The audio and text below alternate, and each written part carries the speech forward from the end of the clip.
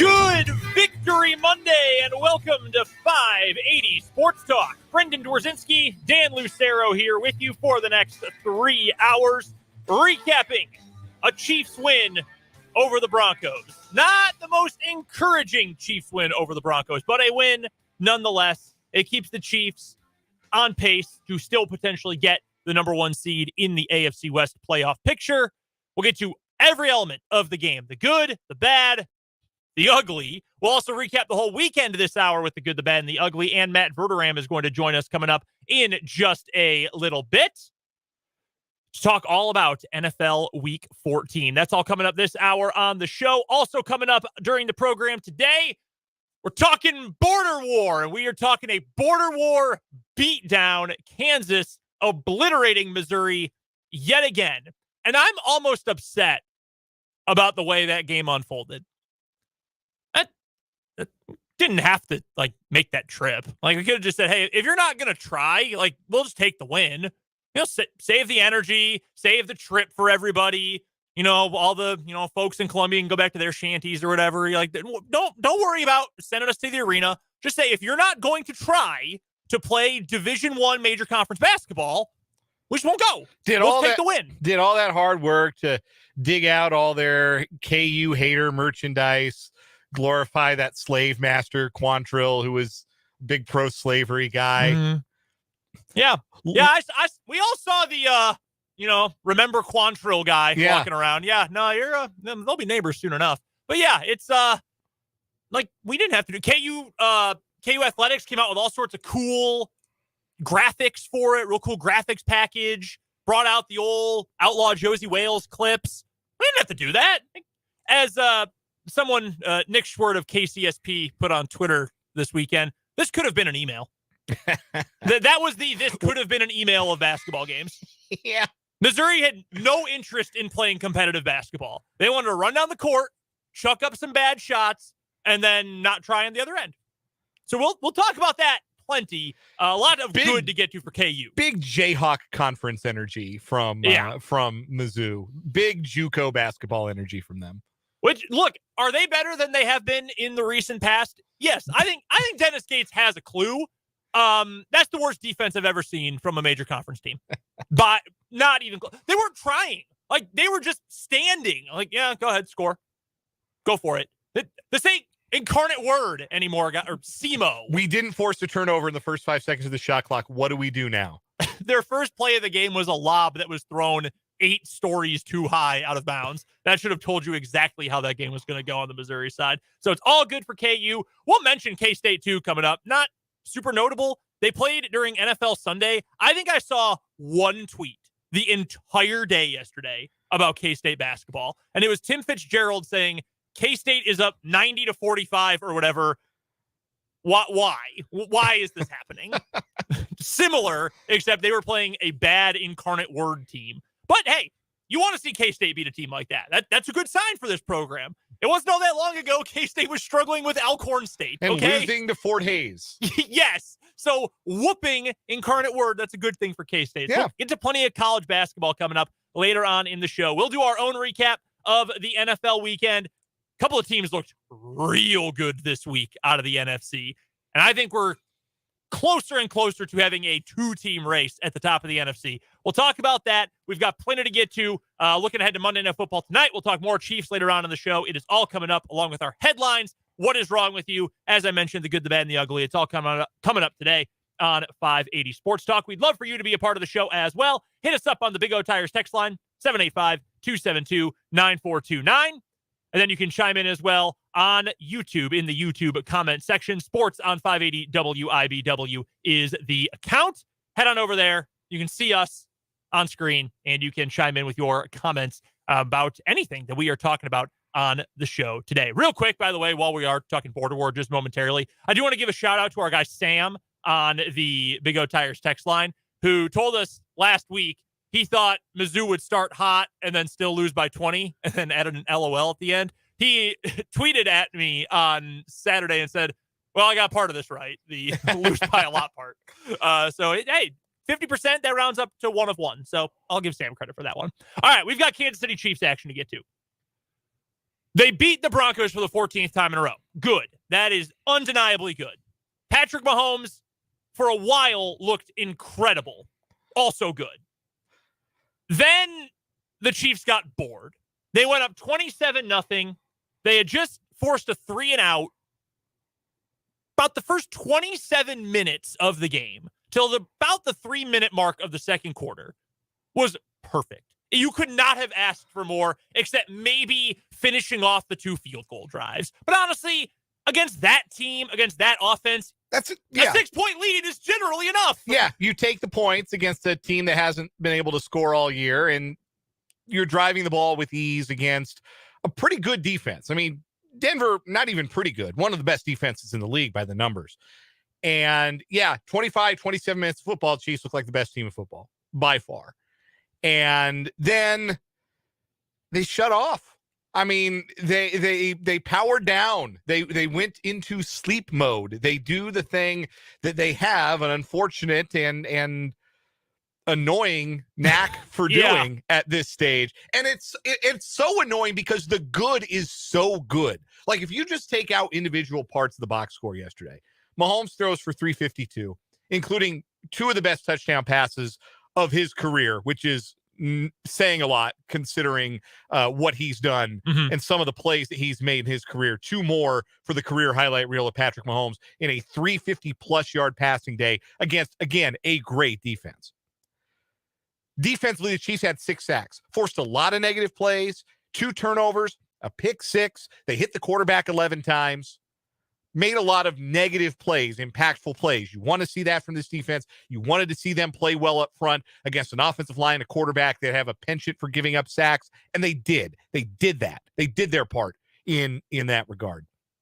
The running game, you liked what you saw from Isaiah Pacheco, especially the way they finished that game. When they finally got a chance after Snead's interception with 4.5 minutes left to play that 4-minute offense that we're going to get first downs and we're going to end this game. We're going to take the drama out of it and we're going to end the game with our best unit on the field. They finally did it. They completed the 3rd and 11 to Valdez-Scantling, 2 hard running first downs, 1 by McKinnon, 1 by Pacheco, and they put the game to bed finally. That was good. A lot of good. Yeah. And the good is really good, which is what makes what happens when it's not good all the more frustrating, because they powered down. Patrick Mahomes made uncharacteristic mistakes. 3rd down play calling in the second half was mostly appalling. And they gave up 28 points to a Broncos team that hadn't scored more than 23 in a game all season. They made Russell Wilson look like prime Russell Wilson, though some of that is probably a credit to Wilson, who looked sprier and more able to run than he had all season long. I think he had 50-plus rushing yards, something like that. 57 rushing 57. yards. 57 rushing yards. Like that's Seattle Russell. That's the guy they thought they were getting. His season high going into this week was 29 rushing yards. He played like the guy they thought they were getting, and really for the first time all season. And the fact that it happened to be against the Chiefs is, I mean, it's some demerit, certainly, to the Chiefs defense. No question about that. I mean, look, if Frank Clark goes on social media after the game and calls it a terrible freaking game, then who am I to argue with Frank Clark in his... He knows better than we do. Yeah, who am I to argue with him about his assessment of the game? But that's the frustrating thing about this Chiefs team, is when it is good, it is so good. It is lights out good. The offense moves at will. The defense gets into the backfield, makes some splashy plays, and gets home with their blitzes. But when it looks bad, you are fighting for your life with one of the worst teams in the NFL for the entire second half. And that's what made what should have been a relaxing day at the office into a very tense Sunday afternoon in Denver. And just an annoying one. Like, I originally had put down that the Chiefs barely beat the Broncos. But the more I think about it, the more that's not really true. Like, the Chiefs were winning this entire game. They were ahead 27-0. They got out fast with a couple of field goals. They scored 2 more touchdowns during the second quarter. Like, they were in firm control. They just let Denver get all the way back in. They let them climb the rope almost all the way to the top unnecessarily. It didn't have to get to that point. And, to the Pacheco point, he had a really good game. Go to him more. I think he can handle more than 13 to 15 carries, because he has had almost the exact same stat line in each of the last 3 games. This week, 13 for 69. That's a good outing. That's 5.3 yards an attempt for Pacheco. That's a really good game. It's very efficient. It's very effective. You will happily take that. In the last several weeks, actually, he had more than I thought he did yesterday. They gave him an extra yard. So 13 for 70. Okay, 13 for 70 yesterday. The week before against the Bengals, 14 for 66. Against the Rams, 22 for 69. Jacksonville, the Chargers, 15 for 107. The Jags, 16 for 82. In a game that you are just crushing a team, and especially in a game where your defense probably doesn't deserve a ton of adulation, like, okay, clearly not really their day, just run the ball more. Mahomes, you're not expecting him to throw 3 interceptions. I get that. That's out of character. At least one of them was a big, dude, what are you doing interception. A couple of the others, arguably, hey, sometimes the defense makes a good play. But just give that dude the ball. Give McKinnon the ball a couple more times. Because you saw how they finished the game, right? You saw Pacheco run through 2 tackles there at the end. That was a take your heart and soul kind of run. Mm-hmm. And I think Pacheco's capable of doing that. Yes. Like, he runs and moves like an unbroken horse. Like a wild horse when he gets not even just into the open field, but between the tackles. That's how he runs. He runs hard. He runs angry. And that's how you bury a team. When you're up 27-0, you want to bury a team.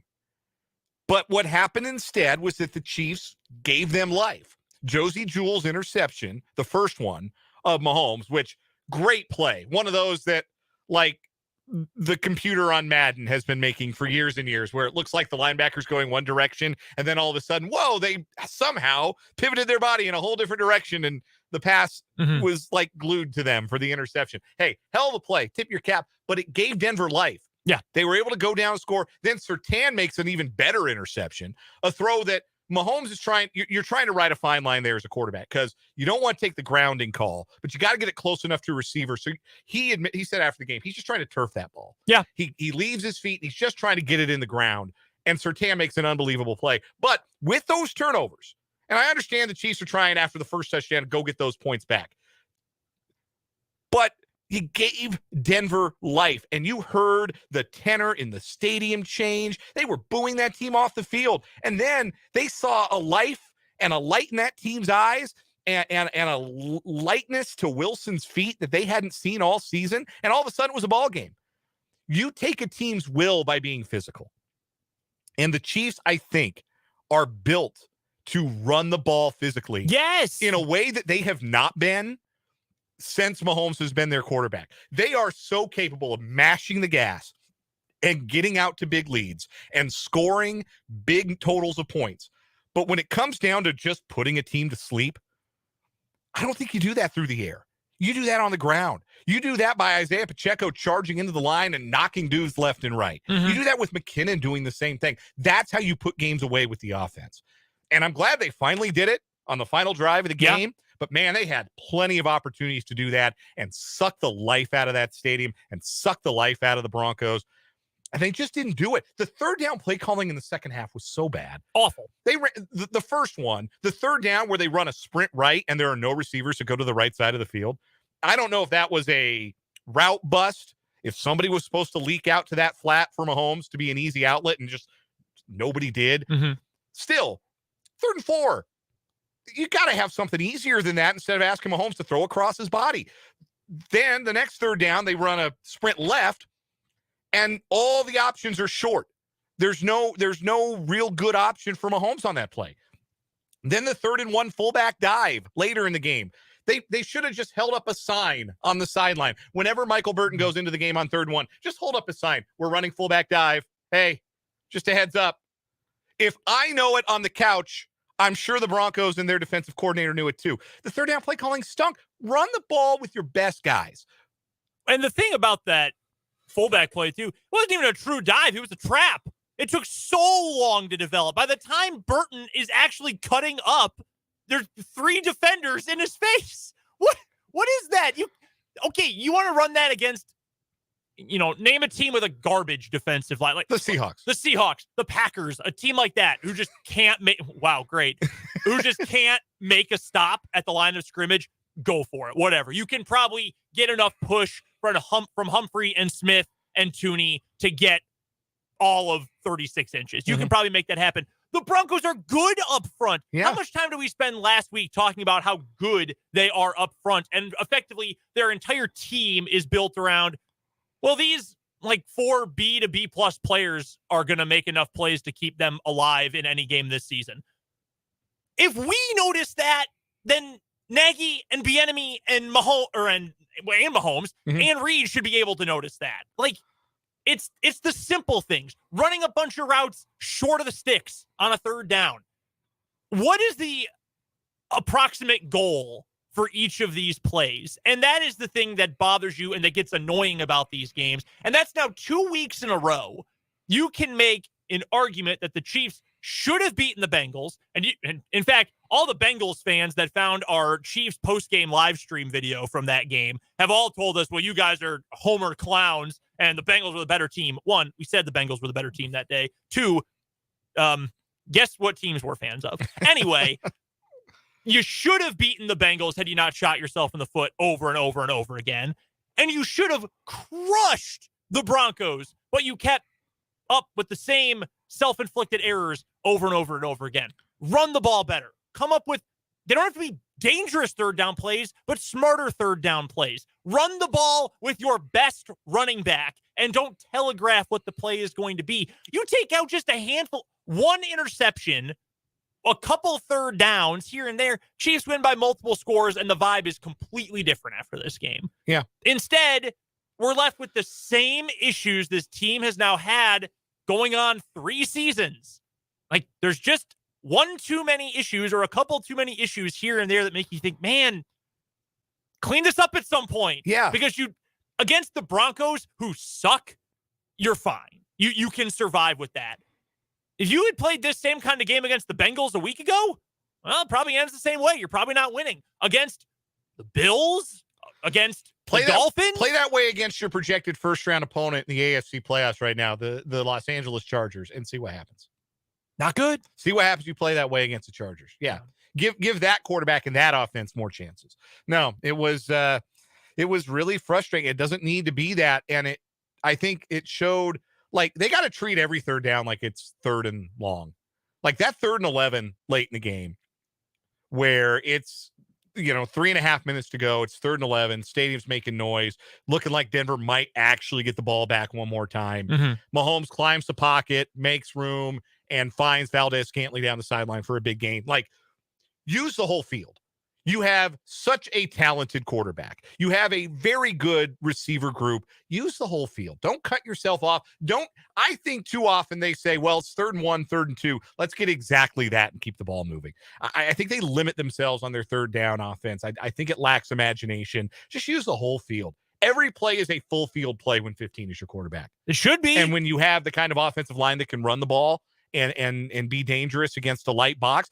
Trey Smith was killing people yesterday. Very rarely do you see an offensive lineman have a game like Trey Smith was in screens, in point of attack. Trey Smith was mauling dudes. And I just feel like they were making it unnecessarily difficult on themselves, which is a trait that this team just can't seem to shake for whatever reason. Still won. That's the important part. You don't apologize for those. You've got 4 more games against opponents you should be able to beat handily. So hopefully the idea is against Houston, Seattle, the Broncos again, and against the Raiders, most of whom by that point, well, the Seahawks are still going to be in it till the very end. Those other 3 teams are all going to be out of the playoff picture by the time the Chiefs play them, if they're not already eliminated. Houston.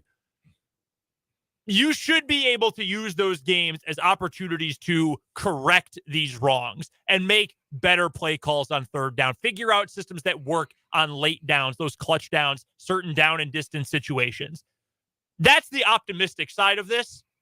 Here's the downside. We said the same thing going into this week, that you should have been able to do that against the terrible Broncos team. And instead, your defense allows Russell Wilson to look as good as he has looked since week 4 of last season. Jerry Jeudy looked like prime Jerry Rice, and every one of those rookie corners got for different reasons. That was some of that's the peaks and valleys of being a rookie and having 3 rookie cornerbacks in this league. But all 3 of the rookies, Williams, Watson, and McDuffie, either got beat on a route or blew an assignment, leading to all 3 of those passing touchdowns. I know this defense is not good right now. The advanced numbers flesh that out. DVOA from Football Outsiders, which is a pretty effective efficiency tool. It's got the Chiefs at 25th as of this weekend. That's not good. That's bottom quarter of the league.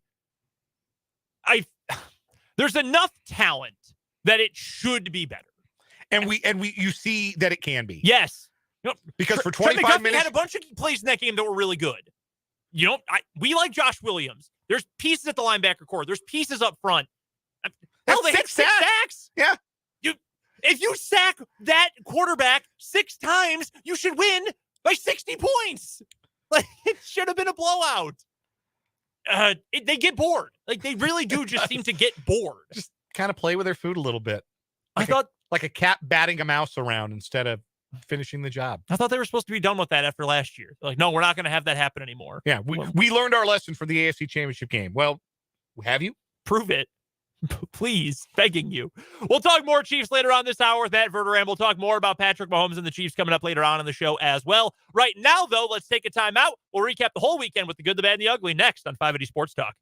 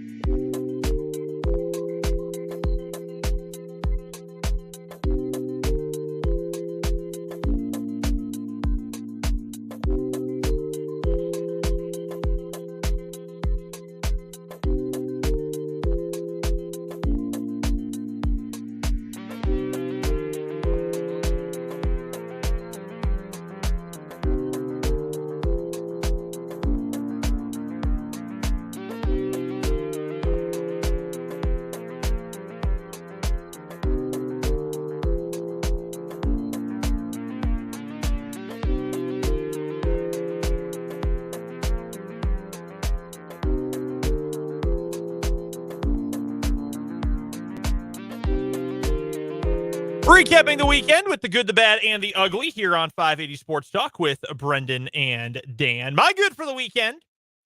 We'll talk about it more at 4 o'clock. We already talked about it a few minutes ago, but KU massacred Missouri in the border war. Yeah, they did. Major John Brown vibes with that sentence. It was awesome. All the Missouri fans who were super tuned up, and they were ready to go for that game. It was loud. You could tell they were charged up. They were there 2 hours early. They had their total dorky dweeb of a football head coach milling around with the students during the game. They were ready to go. Their team sucked and didn't even try to compete, but they were ready for it. And then KU just beat the brakes off them. I thought it was going to be closer to like 15, 20 points, maybe in the 20-point-ish range. I mean, it was never even a contest. KU could have won by more. Cam Martin, well, I think we're good. I think I can now bring out the line. We've got the tape. We've got tape on Cam. That's enough. He was like a -6 in 40 seconds of playing. that was, we're good. We're good on Cam.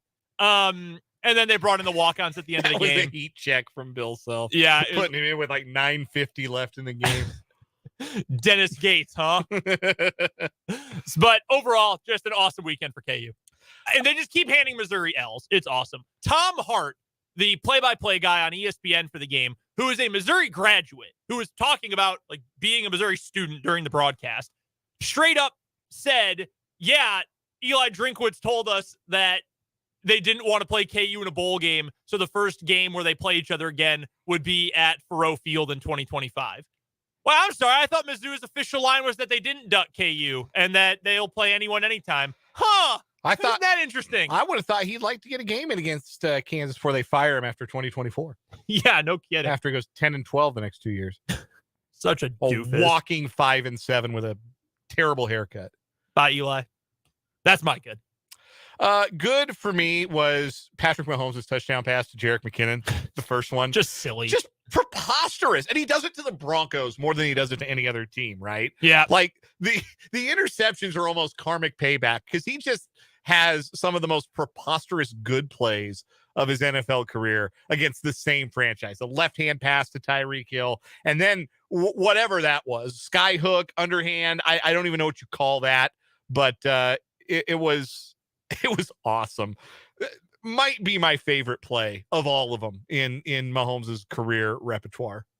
Do you remember who the first person to catch a pass from Patrick Mahomes was? I thought about this. Oh, it was the big tight end who's had terrible hands. Yeah. Demetrius Harris. That's nice. who it was. Well done. Thank you. Yeah. So first ever game against the Broncos where they pulled him and then had to put him back in. Right. No, yeah, it was like a 3rd and 18, and he threw a dart that was like Harris was double covered, and it was like the pass was magnetized, velcroed to Harris's hands, and I went, oh. You have piqued my attention, piqued my interest. The first lefty pass was against the Broncos. Yeah. He really does hate them. My bad is a sad this week. We don't know all the details, but things sound like they are not trending in a positive direction for Mike Leach.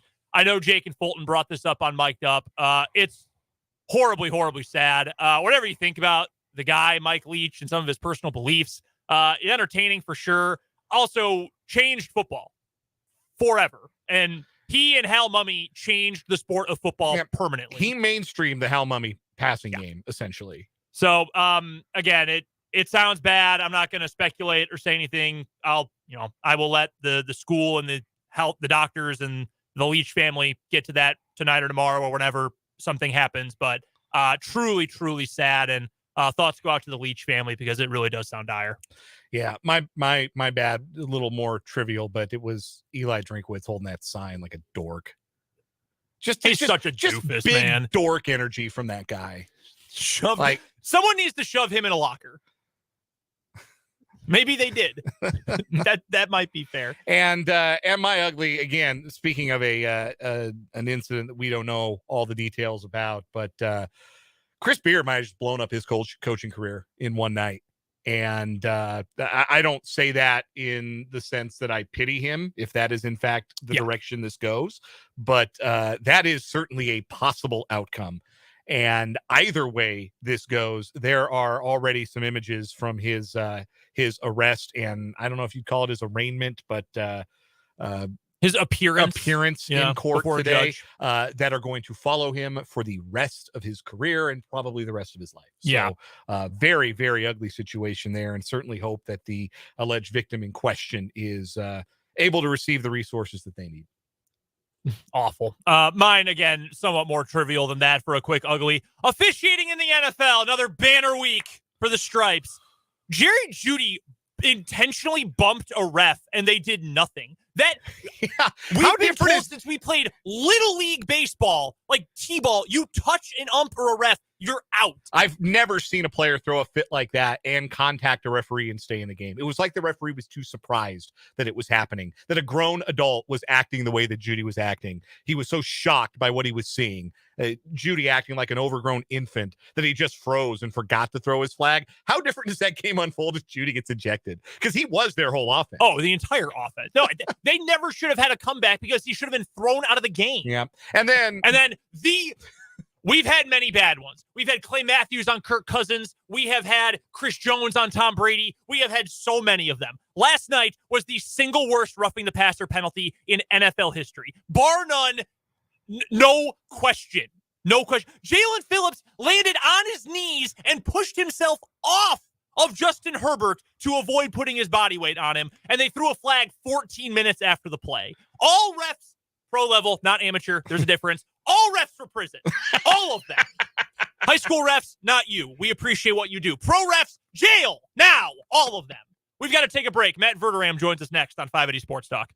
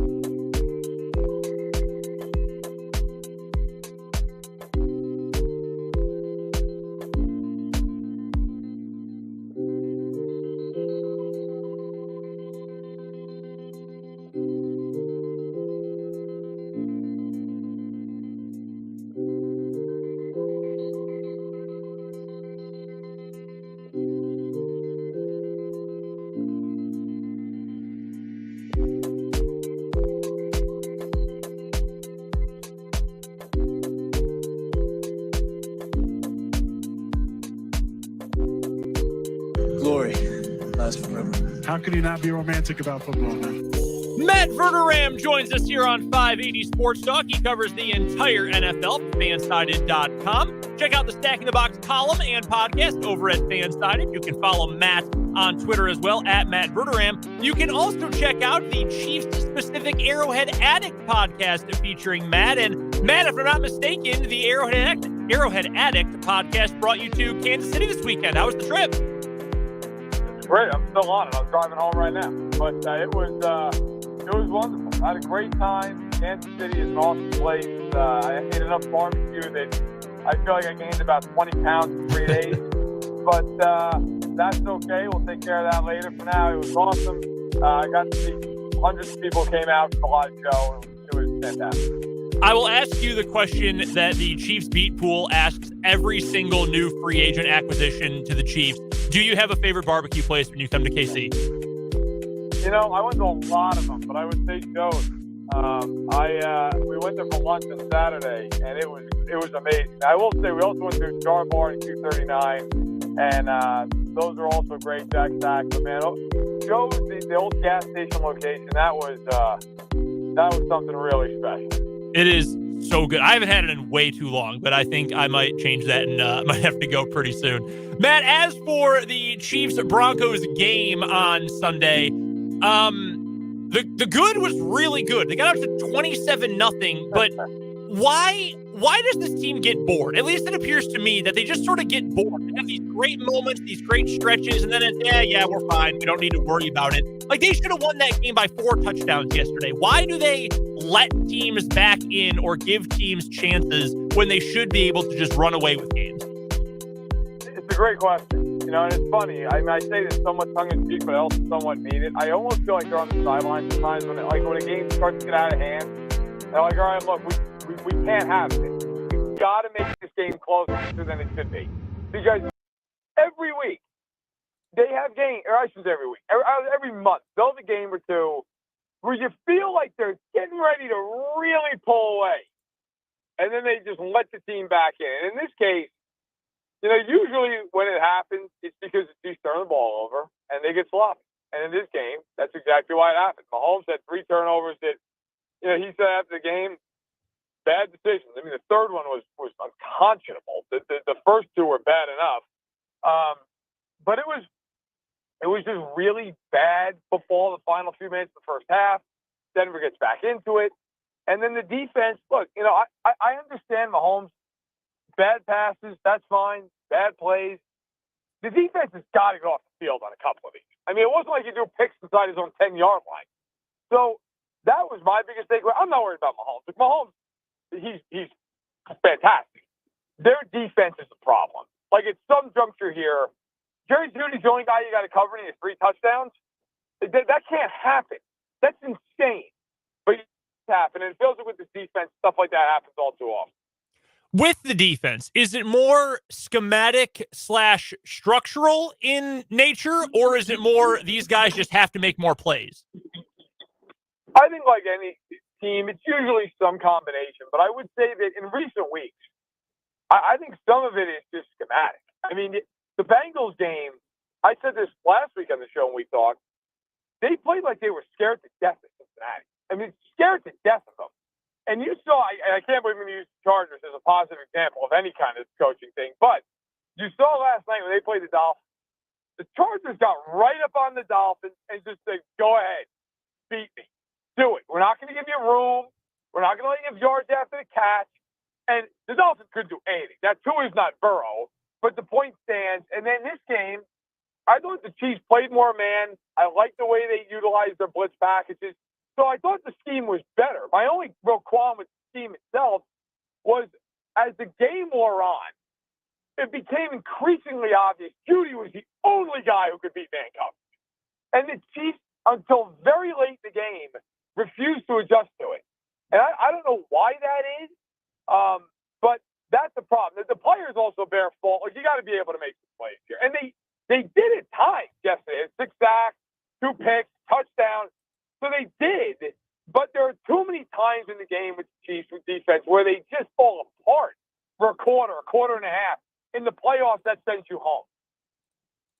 Our guest is Matt Verderame, covers the National Football League for Fansided. The Stacking the Box column is a Monday must-read. There's also the Stacking the Box podcast and his work in the Arrowhead Addict podcast as well And, of course, you can find Matt on Twitter at Matt Verderame. He joins us every Monday here on 580 Sports Talk.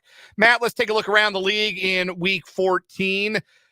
You mentioned the Chargers-Dolphins game from last night. Is that a perception-changing win for the Chargers? For me, it's not.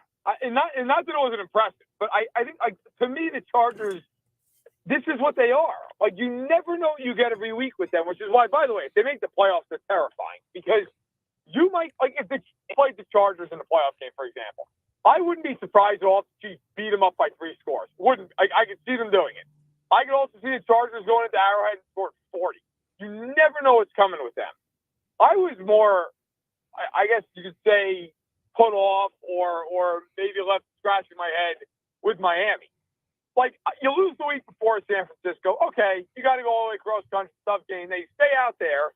You're playing a Chargers team that is all kinds of beat up. No Derwin James, no Bosa, no J.C. Jackson. And Tua is 6 of 22 going into the final drive. It's of garbage time. Like, that's an unconscionable stat line. That's impossible. I mean, just dumping the ball off occasionally is no better than that. So it made me wonder with Miami. Look, is Miami just one of these teams that if you're a bad team, they'll beat you up. If you're average or better, they're going to struggle. And I went back and did the research for my column this morning, and that kind of is what it is. I mean, if Miami's playing a bottom 8 defense, they crush them. If they play anybody who's even top 20, they really don't do much. They score about 20 points a game. And so I just wonder if it's a little bit of a paper tiger thing that's starting to catch up to them. And then I have a big game Saturday in Buffalo. You mentioned the 49ers beating Miami last week, and then in Brock Purdy's first NFL start, they absolutely put it on Tom Brady and the Buccaneers. The Buccaneers dropped below the 500 mark. Who is going to win the NFC South, or should there be allowed to be a winner? Should we just contract the division? Well, that's the answer, really. I mean, all those teams have to go play in the MAC for like 5 years. But I think Tampa's going to win it. I know there's a lot of love right now for Carolina because they beat Seattle. I'm not picking Sam Darnold on that division. I'm sorry. Like I will pick Brady to drag that team kicking and screaming to the playoffs, and I think they'll get absolutely blown out in the first round by Dallas, who they're probably going to play in the wild card round. I was about as wrong about a game as I've ever been in my life because I sat there making my picks for Tampa and San Francisco and thought to myself, I don't know who's going to win this game. San Francisco is better, but it's Brock Purdy against Brady. Like, I'm just going to pick Brady. Was instantaneously wrong. But, it's one of those things with Tampa. I got to be honest. Brady's looking at his age. The offense is just absolutely useless. And they might be the worst coach team outside of Denver right now in the NFL. I mean, their coach is brutal. You watch them play, and they don't threaten you. They don't try to threaten you. I mean, it's so bland and predictable and conservative. Brady's got to just be praying for the season end at this point. The Detroit Lions are one of the hottest teams in the NFL right now. They've had the best passing game in the league for about the last month and a half, according to some metrics. Are they for real? Do they got a real shot at making the playoffs? I think they do. Goff's having a really nice year. They've got a very good offensive line. Jameson Williams is now back, and he's back. He looked the part now in Minnesota. So they're fun. Now, look, they got to go to play the Jets this week. That's a huge game for both teams, obviously. The Jets tied for the last playoff spot with the Chargers at 7-6. The Lions a game out at 6-7. So that's an enormous game. Jets are very good defensively. We'll see. They're kind of strength on strength there. Who finds a way? But I think it's possible. The Lions, look, they obviously dug themselves a huge hole 1-6. They've been climbing out ever since. But offensively, they're very potent. You can tell they believe in their coach, Dan Campbell. And Campbell does some weird things at times, but they believe in him. And defensively, they're not good, but they've been getting slightly better every week. So if you said to me, do I think they're going to make it? No, I think Washington and Seattle somehow find a way. Seattle's starting to crater. But Detroit is a chance. Detroit is a real chance, not just a pipe dream. Matt Verderame joining us here on 580 Sports Talk for our weekly conversation, bottom of the 3 o'clock hour on a Monday afternoon. You can check out all of Matt's work over at fansided.com, including the Stacking the Box column. You can also find Matt on Twitter at Matt Verderame. Matt, is Baker Mayfield the future for the Los Angeles Rams? I don't think so. I know listen, by the way, that game on Thursday night was one of the most ridiculous things you'll ever see. If that's not the Raiders, that's impossible. But it is the Raiders, and so it happened. I don't think he's the future for them because I think Stafford will be back, and I think he's got so much money left on that contract. I'd be shocked if he walks away. But I think the more interesting question really right now is with Mayfield, if he plays really well over these next 4 weeks, if he can sustain that, what does his market look like? I don't think it's huge, but if he plays well for another month, everybody needs a quarterback in the NFL, and a lot of teams don't have one. So he could really revitalize his market here, which was better than all get out a couple weeks ago. And then the Rams, you wonder what the Rams are going to look like next year. They don't have the picks. You wonder, is McVay coming back? Liam Cohen, the offensive coordinator, he's going back to Kentucky. That was an interesting move to me. Like, you wonder about that a little bit. Like, Liam Cohen is very close to Sean McVay, and he left to go back to Kentucky. Is he getting ahead of something? Is that why he left? You wonder what the Rams, what that team and that coaching staff is going to look like in 6 months from now. We mentioned the NFC South and how awful it's been. The AFC South hasn't exactly been great either. But with 4 games to go and fresh off of a pretty dominant win over the Titans, the Jaguars suddenly are looking a little bit better, even though they lost the week prior to the Lions. Meanwhile, the Titans are reeling right now. I believe it's 3 losses in a row now for Mike Vrabel's group, to the Bengals, to the Eagles, and then to the Jags. So 2 really good teams, and then the Jaguars.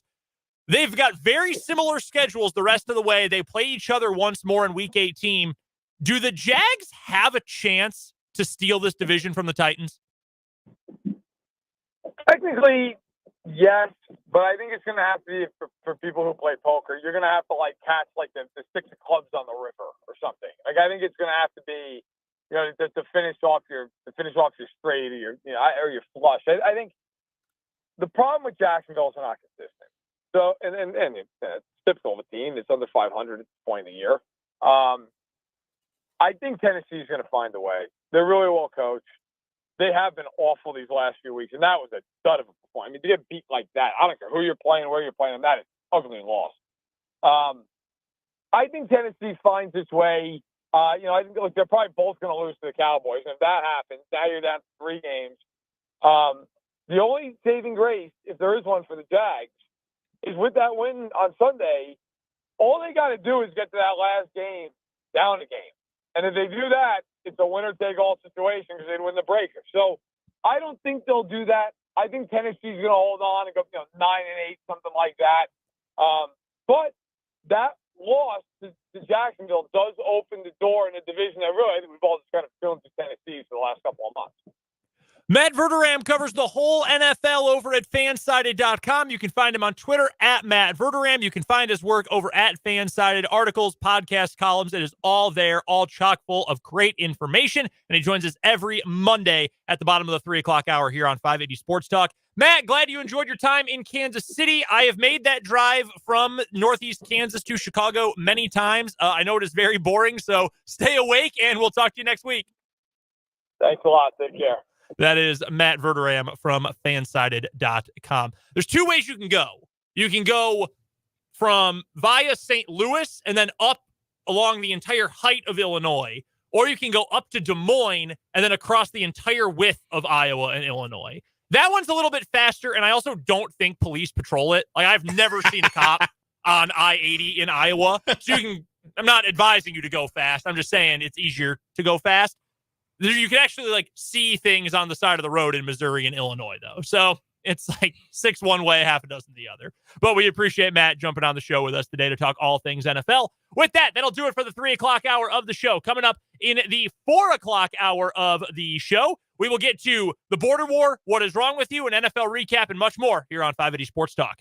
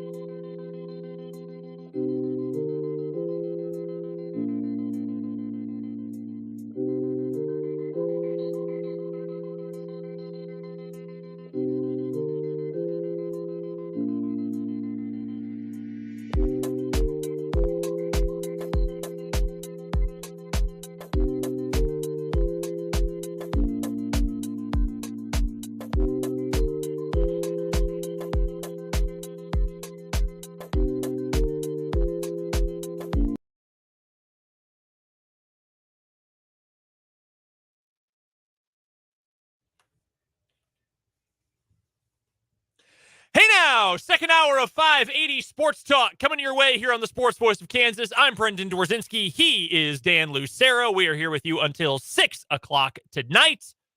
Coming up at 6 o'clock, by the way, we've got the latest boys basketball edition of the 580 Preps High School Basketball Coaches Club. Looking forward to that. 7 coaches joining me on the show this evening. So we will have a full hour of high school hoops talk coming up at 6 o'clock until 7 tonight. Next, 580 Preps game coming up tomorrow night. We've got a rarity this year. 580 Preps Tuesday night hoops. We're going to the Birdcage at Shawnee Heights for some more United Kansas Conference action as Shawnee Heights takes on Baser Linwood. Should be a good contest coming up tomorrow night. As for this hour on 580 Sports Talk, we'll talk border war here in just a moment, and a big win for the Kansas Jayhawks. Just in terms of final score, just crushed them on Saturday. We've got our first What Is Wrong With You of the week, and we will look back on the NFL weekend that was. But before we get to any of this, by the way, your thoughts are welcome at all times on the Big O Tires text line, 785-272-9429. You are also welcome to chime in on YouTube. We stream both our show and Mic'd Up every single day, noon to 3, 3 to 6, on the YouTube channel, Sports on 580 WIBW. That is our YouTube channel. We appreciate everyone who is subscribed. Numbers continue to go up. That's great to see. Stonks. We would love, if you haven't subscribed yet, please do. You can see when all of our live shows are coming up, when we do our Chiefs live reaction videos, live reactions from KU and K-State games, Washburn reactions, high school, all that on our YouTube channel. We just had a comment, though, from our guy Matt on YouTube. Shout out to Matt. Shout out to all the participating players in this next topic. Maybe. Well, yeah, maybe. It might not be a shout out from me. We gotta get to the bottom of this. This is one of my favorite texts or messages we've ever had. So Matt on the YouTube comments says, "Am I the only person who thinks that Fulton is a 20-year younger version of Dan?" I'm looking right into the camera right now, and I'm asking you, with all sincerity and a lot of curiosity, what do you mean by that? What do you mean by that? We should add, our pal Mark in the YouTube comments says, "I can see that a little, Matt." Mark, same question. What do you mean by that? Now, I would like to make something clear here. We are curious, Dan especially, is this an appearance thing or is this a personality thing? Because for those who don't know, Dan is only about 10 years older than Fulton. Correct? 10, I think exactly 10. Yeah, because Fulton, I believe, is 26, about to be 27. Yes, and I turned 36 this year. So, yeah, 10 years. Not... So if it's an appearance thing, it's either Fulton looks 16 or Dan looks like he's in his approaching late 40s. That would be the first time I've ever heard that, to be completely honest with you. Not to brag, this is a weak flex, but I am used to people thinking I look younger than I am, not older. So imagine my confusion and astonishment. We will find out. Hopefully, Matt is still tuning in on the YouTube, and we will be able to get an answer to this. But I just want to talk. This is one of the funniest tweets or texts or messages we've ever gotten. This is very funny. So I'm waiting with bated breath. Okay, appearance. Dan, would you like to read the description Matt gave us? Thank you, Matt, for helping us out. Yeah, thank you for clarifying, I think. Appearance, for my opinion, they both have those cute little beard styles. Cute little is... Quotes. Jeez. What did I do? I got to reevaluate everything about myself. I'm going to have an existential crisis tonight. I'm glad I escaped this. Like, my facial hair is gross. It's bad. I'm just lazy. Like, I will probably shave it before I go to the Birdcage for hoops tomorrow night. But that's hysterical. That is so funny. I thought this looked good. It is a good look. Thank you. I thought I looked pretty good, honestly. In fairness, he didn't say it's bad. No, he didn't. It's true. What?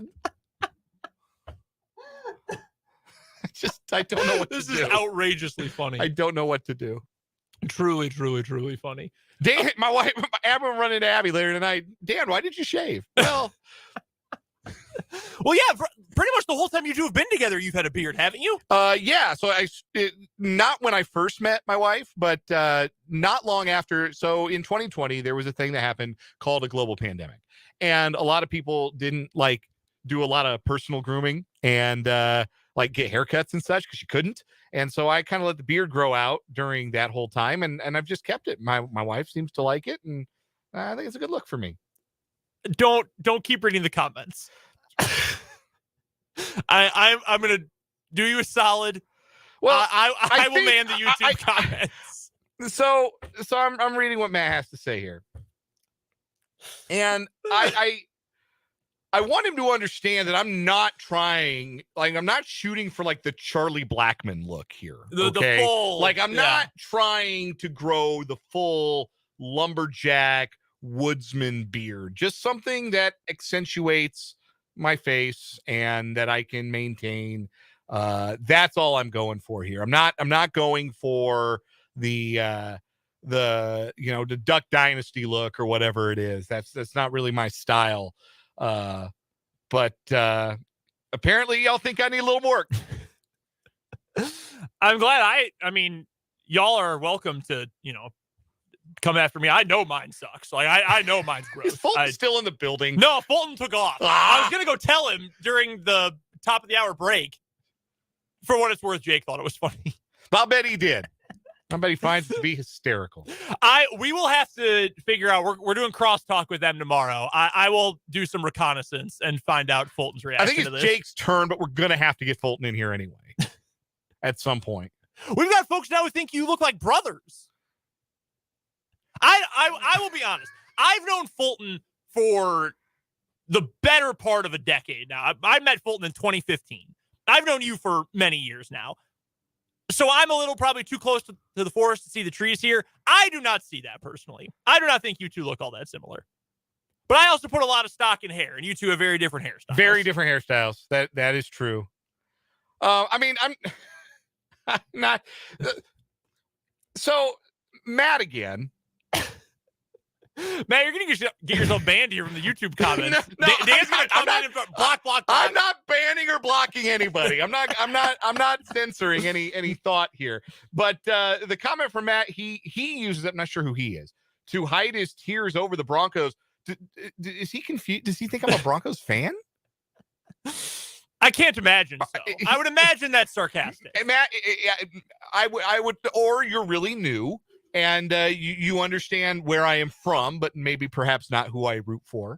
But no, the last person in this building who's going to cry any tears over the Denver Broncos being lousy is me. We have had since comments. Maybe it's the camera angle. Maybe it is. You know what? We're going to work on the camera angle. We're gonna come back from a break. We're gonna have a brand new camera angle. Also, beards are fun if you can grow one. Also, someone who says they've never seen whether you have hair or not. I do. No. Hair. Yeah, see, Dan's got hair. It looks terrible. Hat head. Sorry. See, I've got hair that comes out from under my hat. I got way too much salad for the bowl. So that's apparent. I don't quite have the Frasier where I have nothing in the front, only in the back. But that's extremely funny. Wow. Thank you all for participating. Our YouTube streaming numbers have rocketed up, by the way, while this has been going on. The people want to see Dan's facial hair. I didn't think it was that bad. Oh, my God. I'm recalculating. That is too funny. Holy cow. We appreciate it. Again, if you're not subscribed to the YouTube, make sure you go check it out. Check out our live streams. They're a good time, promise you. Then you get the visual along with this as well. And, of course, you're welcome to chime in on the Big O Tires text line. We did get a text in from the text line. Are we going to talk any K-State? We'll get a brief mention on K-State here at the end of the segment because there's not a whole lot to talk about other than the fact that they beat the crap out of a terrible team. They ground their bones to make their bread. But we have talked a lot of KU. We'll talk KU tomorrow. We'll throw a bone to K-State here in just a moment. But we do have to talk about the border war. That was the big game of the weekend for the Big 12. It was one of the biggest games, period, of the weekend because Missouri was in the top 50 in KenPom. They've had a good start to the year. They're scoring a ton. They had the number 12 offense in the country going into this weekend. They were 9-0. It's hard to go 9-0 even against the third easiest schedule in the entire country. That's according to Ken Pomeroy. 363 Division I teams, Missouri's strength of schedule was ranked 361st. That's unbelievable that a power conference team would have that. I believe the only two lower were like Winthrop and UTSA. Like how an SEC team ends up with that schedule, I'm not sure. It had to be intentional on Dennis Gates' part. Try and build some confidence, get some easy wins, get some excitement going for the program. Yeah. Something along those lines. But it was very clear that they went up in weight class in a way that they were not prepared for on Saturday afternoon. And I thought that, they came out, I thought, ready to play, and their level of activity I thought was good. But at the end of the day, what they're doing defensively is very much they look like a JUCO team. Mm-hmm. And I covered junior college basketball for a long time. So I don't talk about JUCO pejoratively, but there are programs in junior college basketball, and the programs that are winning programs know exactly which kind of programs I'm talking about. They know that I'm not talking about those kinds of programs, that they've got a lot of athleticism and maybe not a lot of size. And their whole thing is to play fast and speed the game up and try and get steals and try and get extra possessions and score. And it looks like a run at the YMCA with a really talented group of players. And you can't play that way against a smart, a disciplined, and a well-coached basketball team. You cannot. You will get run out of the gym if you play, particularly defensively, the way Missouri tries to play. And they learned that on Saturday. KU looked awesome. And, Bill Self was glowing about the way that KU played at the start of the game, which he normally doesn't do. You usually get, hey, that was a good half. We didn't rebound at all. This year it's been, I thought we shot the ball well. I thought Jalen's been so great for us. We didn't guard anybody. I think I've heard that exact quote like 4 times already this year. We didn't guard anybody. I love Bill Self press conferences. I really do. I'm sorry, I got distracted. I just got called Shaggy from Scooby-Doo in the YouTube comments. Brendan loses the hat, grows a little longer goatee. He's Shaggy from Scooby-Doo. See, again, you're right, but I can't do it. I cannot grow it more. This is as long as it gets. It is. It will not grow more than this. It looked even worse when I had a younger face. It really did. Dan once told me not to go near a school. It was when I grew, when KU went to the Final Four in 2018. I grew out a playoff beard, essentially. And on the drive home from San Antonio, Dan told me straight up, don't go near a school before you shave. Okay, I get it. It's not very good. Okay, anyway, back to the point. KU was awesome in this game. The offense, it wasn't hard. It was like a scrimmage on offense. Defensively, Missouri, again, 12th ranked offense in the country. Yeah, you have to adjust for opponent. And that's a talented, experienced scoring team from Missouri. A lot of guys who have a lot of talent to score the ball and play offensively. KU shut them down. Jalen Wilson was awesome. He was his typical awesome self.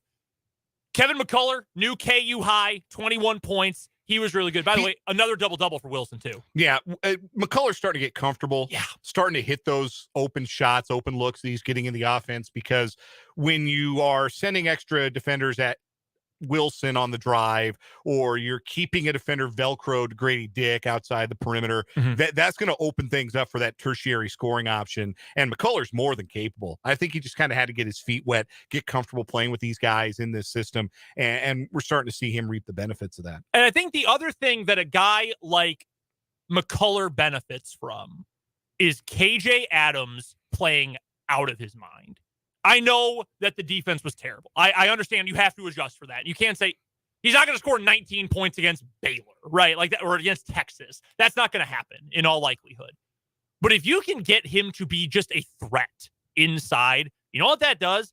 Defenses have to start respecting him. It's the same principle we've always talked about with Dwan Harris, right? Like, you don't have to shoot the ball a lot, but you just need to, when the shots are open, be willing to take it. And he has been more willing to do that this year. Because then, at the very least, the defense has to respect you. They have to say, all right, we can't leave him unguarded. We can't go full Marcus Garrett when you're behind the arc. Because that did stunt KU in the years where they didn't have, the best center in college basketball and one of the best point guards in college basketball. The same thing with Adams. if you are at least a threat to score and can at least knock down your free throws, which he's been much better at since that terrible stretch to start the season, then all of a sudden, there are going to be more looks on the outside for a Harris, certainly for a McCullough, or for a Joe Yesufu or an MJ Rice, or even a Bobby Pettiford off the bench, even though he's not much of a shooter. So Adams developing a little bit underneath. There's always going to be limitations because he's not a true center, because he's not big, and he's not a stretch guy either. But if he can at least be a threat to get you 6 to 12 points a game, 8 to 12 points a game, that's going to open up so much more for this offense. So I think more than anything, seeing him get into double figures again, which he has done regularly, and play super efficient, 9 of 11 from the floor, that is a massive benefit for this KU team that's going to reap huge benefits long-term. And that's what we talked about on Friday when we were previewing this matchup, is that Missouri's just not built to play KJ Adams off the floor. There are big teams. The teams that have given KU the hardest time so far this year have been Wisconsin and Tennessee. And those teams can play big. Those teams have the ability to post you up and really hurt you inside, not just driving the ball and scoring at the rim, but really running post-up plays and scoring at the rim and doing things that makes it difficult for you to have a 6'7" guy playing the center spot, playing the 5. KU's great in that small lineup. Their best lineup with KJ Adams at the 5. And he played, as you mentioned, a terrific game. But that's where KU is at their best, when they can play that small ball with KJ Adams at the 5. And Missouri was not built to, and Bill Self even spoke about it in his postgame, that, look, the way we match up was really, really beneficial for us because we could play KJ at the 5 all night. And we talked about that on Friday, right? Right. So that is what I think was the biggest factor, is that, one, Mizzou completely unserious on the defensive end. But the other thing is they're just not built to take advantage of what right now is KJ Adams's weakness, which is just he's not tall enough. And I mean, nothing he could do about that. He can't go into the gym and stretch himself out and grow 3 inches in a season. But if he's going to play the 5, other teams that have more of a post presence are going to be more able to make KU pay for that. And if KU's as efficient offensively as they were against Mizzou, then that's a trade-off you probably make for minutes at a time. Yep. Like you say, okay, we'll give a little something up in post defense because we can be really efficient offensively if KJ Adams is able to be the roller, find the cutter, and distribute and score in the way that he did. That's what he needs to be able to do. The offense needs to be so efficient with him on the floor that you can afford to play him at the 5 defensively for those big stretches, because you're not giving up those big runs. So the fact that they showed the ability to be efficient offensively, and that KJ in particular showed that ability, really bodes well for that small ball lineup being the featured lineup moving forward. And I think, too, you can shield your young big men a little bit more. Not that KJ is not young. He's 19 or 20 years old. He's only a sophomore. He's barely into his sophomore year. But Uday is still so raw, and Ejiofor is still so raw, that you can just say, hey, if KJ's feasting, we don't need to put Uday in there all that much. We can wait until the end of the game when we're just burning clock to get those guys in. Worry about working on things in practice, bring them along a little bit more slowly. You like that matchup if you're KU. Now, you probably can't do that next Saturday because Indiana's got way better presence in the paint with Trace Jackson-Davis. We'll talk about that game more over the course of the week. I will just say it is outrageous that game is at 11 a.m. on ESPN2. Kansas versus Indiana, top 15 matchup is on ESPN2 at 11 a.m.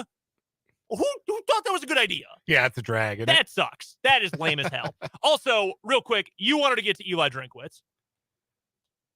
Yeah. Because he sucks. He is a nerd. He is a dweeb. And look, I understand there are Missouri fans who, it's rivalry, right? You hate the other school. Missouri fans hate Kansas. Kansas fans hate Missouri. That came out of me this weekend. I was talking to my wife who went to K-State. I'm like, honey, I'm not one of the people who says K-State's not a rival of KU. I really don't believe that, even though I don't have hatred for them. Like, it's for sure a rivalry. I hate Missouri. Like, I have since I was an Illinois fan as a kid. Like, I've never liked them. But Eli Drinkwitz just feels like that guy who, okay, man, like the joke's over now. Like you went too far. And holding up the violation sign in the crowd after ducking the bowl game, come on. That felt really low rent. Like big time. Even if, I know he didn't make the sign, And I don't have a problem with him like popping up in the student section. Like Jerome Tang did that for K-State football games. Yeah. I thought that was kind of cool. Like I don't have a problem necessarily with the coach trying to ingratiate himself with the student section like that. I know somebody who's a current student at Mizzou. Apparently Drinkwitz bought like the queue line to get in, bought him pizzas or whatever cool. it was. That's awesome. Yeah, like that's what you want to see. But the whole like holding up that sign in particular, like if he'd held up I don't know, Cuck Fansis, do they do that? Because there's Muck Fazoo that I'm very aware of. I don't think they do it the other way, do they? It would be interesting wording, I'll tell you that much. Yeah, they certainly would be. But like the thing is too, dude, your team's getting run off the floor. Like time and place. Yeah. Man. You are getting your brains beaten in right now. Come on.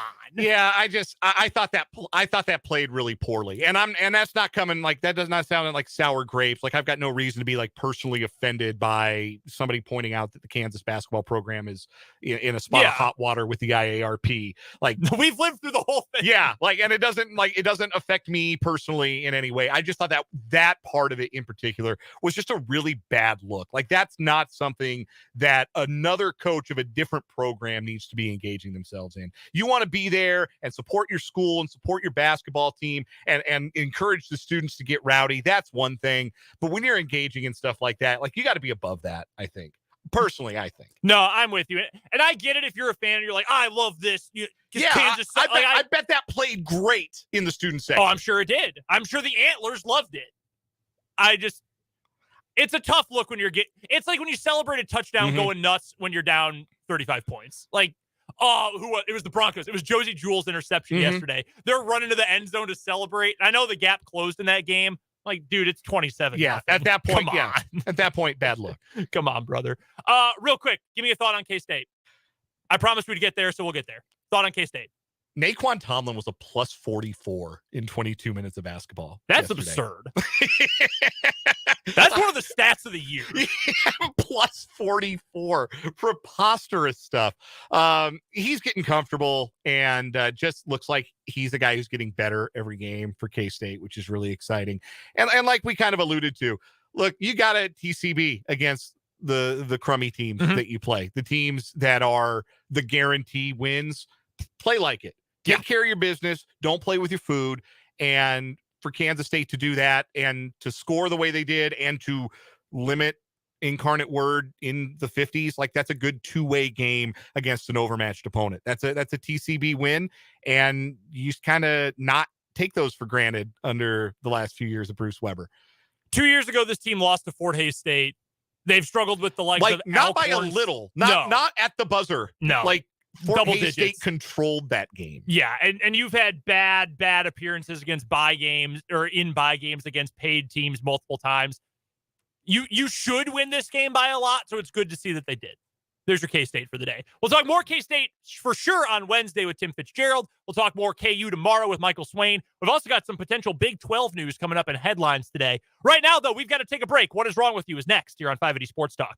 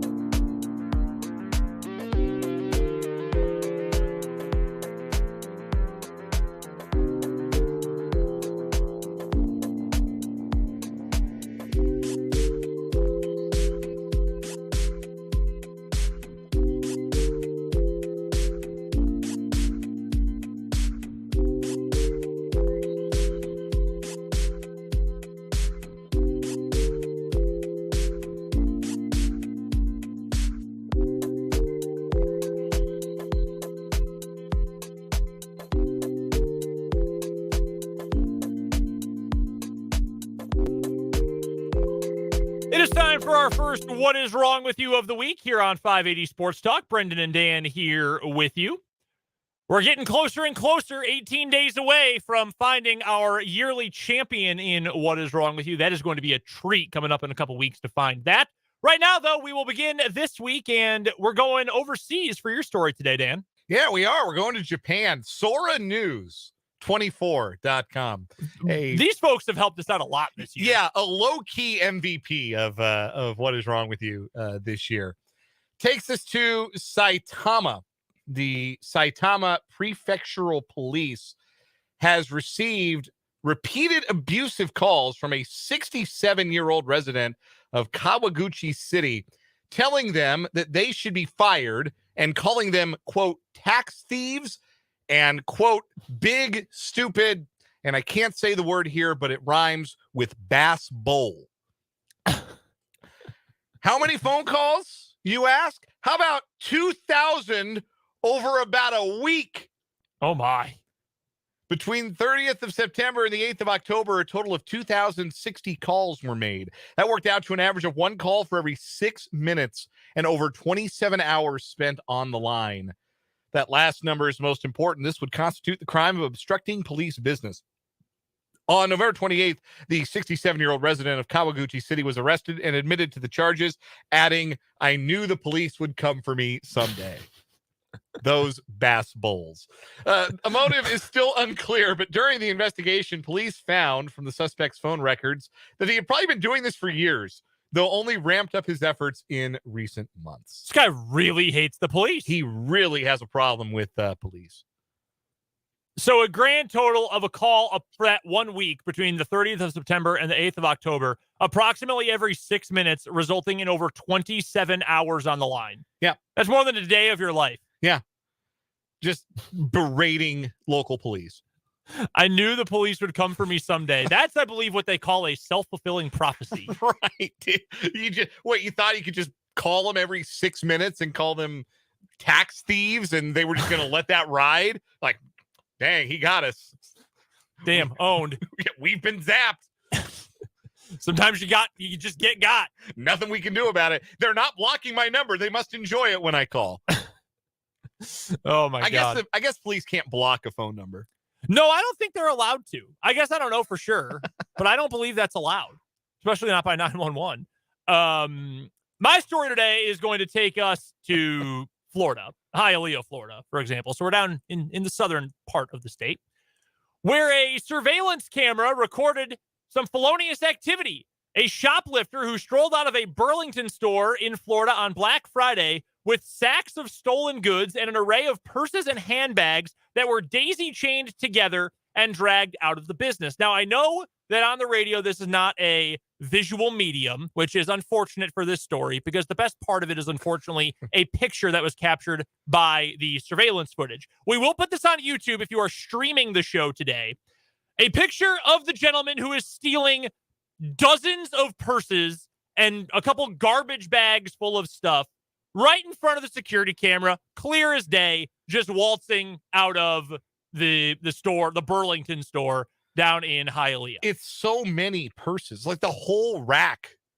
Yes, the entire rack, if not more. He's just dragging them behind him. It looks like they're like, like he unhooked them and then hooked them around other purses. Like he daisy chained them. So I don't believe, and I don't shop all that often, right? I don't believe prices at Burlington are super expensive. I don't believe that to be the case. He stole $5,000 worth of what appear to mostly be women's handbags and purses. $5,000 worth. This gentleman also apparently has never heard of the word incognito because all of his tattoos and his face are all on camera, easily identifiable. Yeah, we got 4K like security cameras now. Like, you can't have anything identifying about you or you will get got. That includes his car.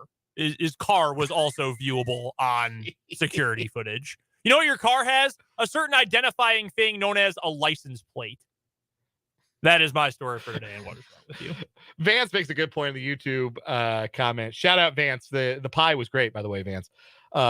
Vance said he couldn't find a purse that didn't clash with his ensemble. Apparently so. Yeah, you got to have like A lot of different bags. You gotta have one for like I got a hat that goes with everything in my closet, Yeah. right? Color, you gotta match the color. Yes. So yeah, I get it. I get it with purses. Matt on the YouTube comments also says Burlington's Black Friday deals were a steal.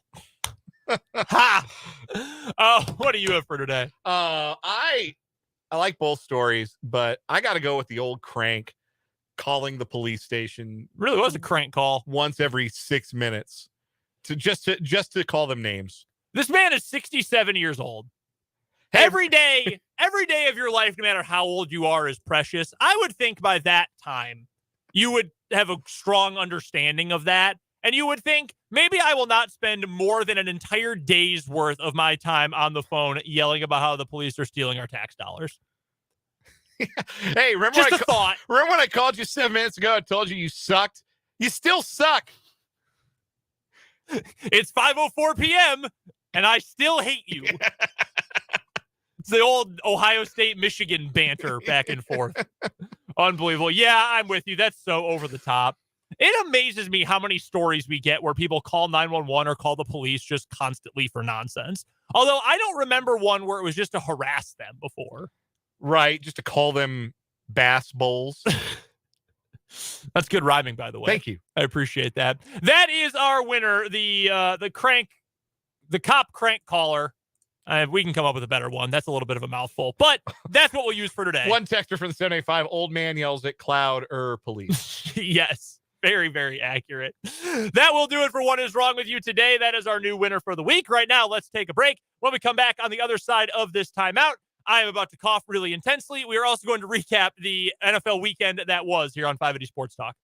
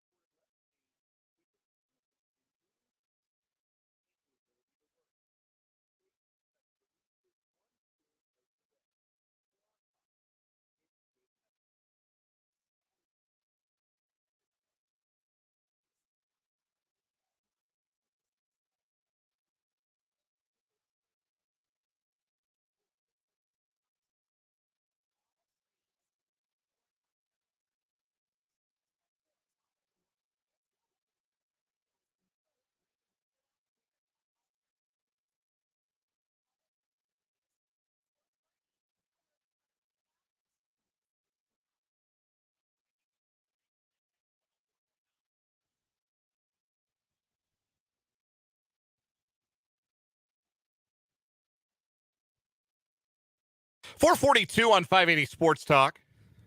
It's a solo mission briefly here on the program.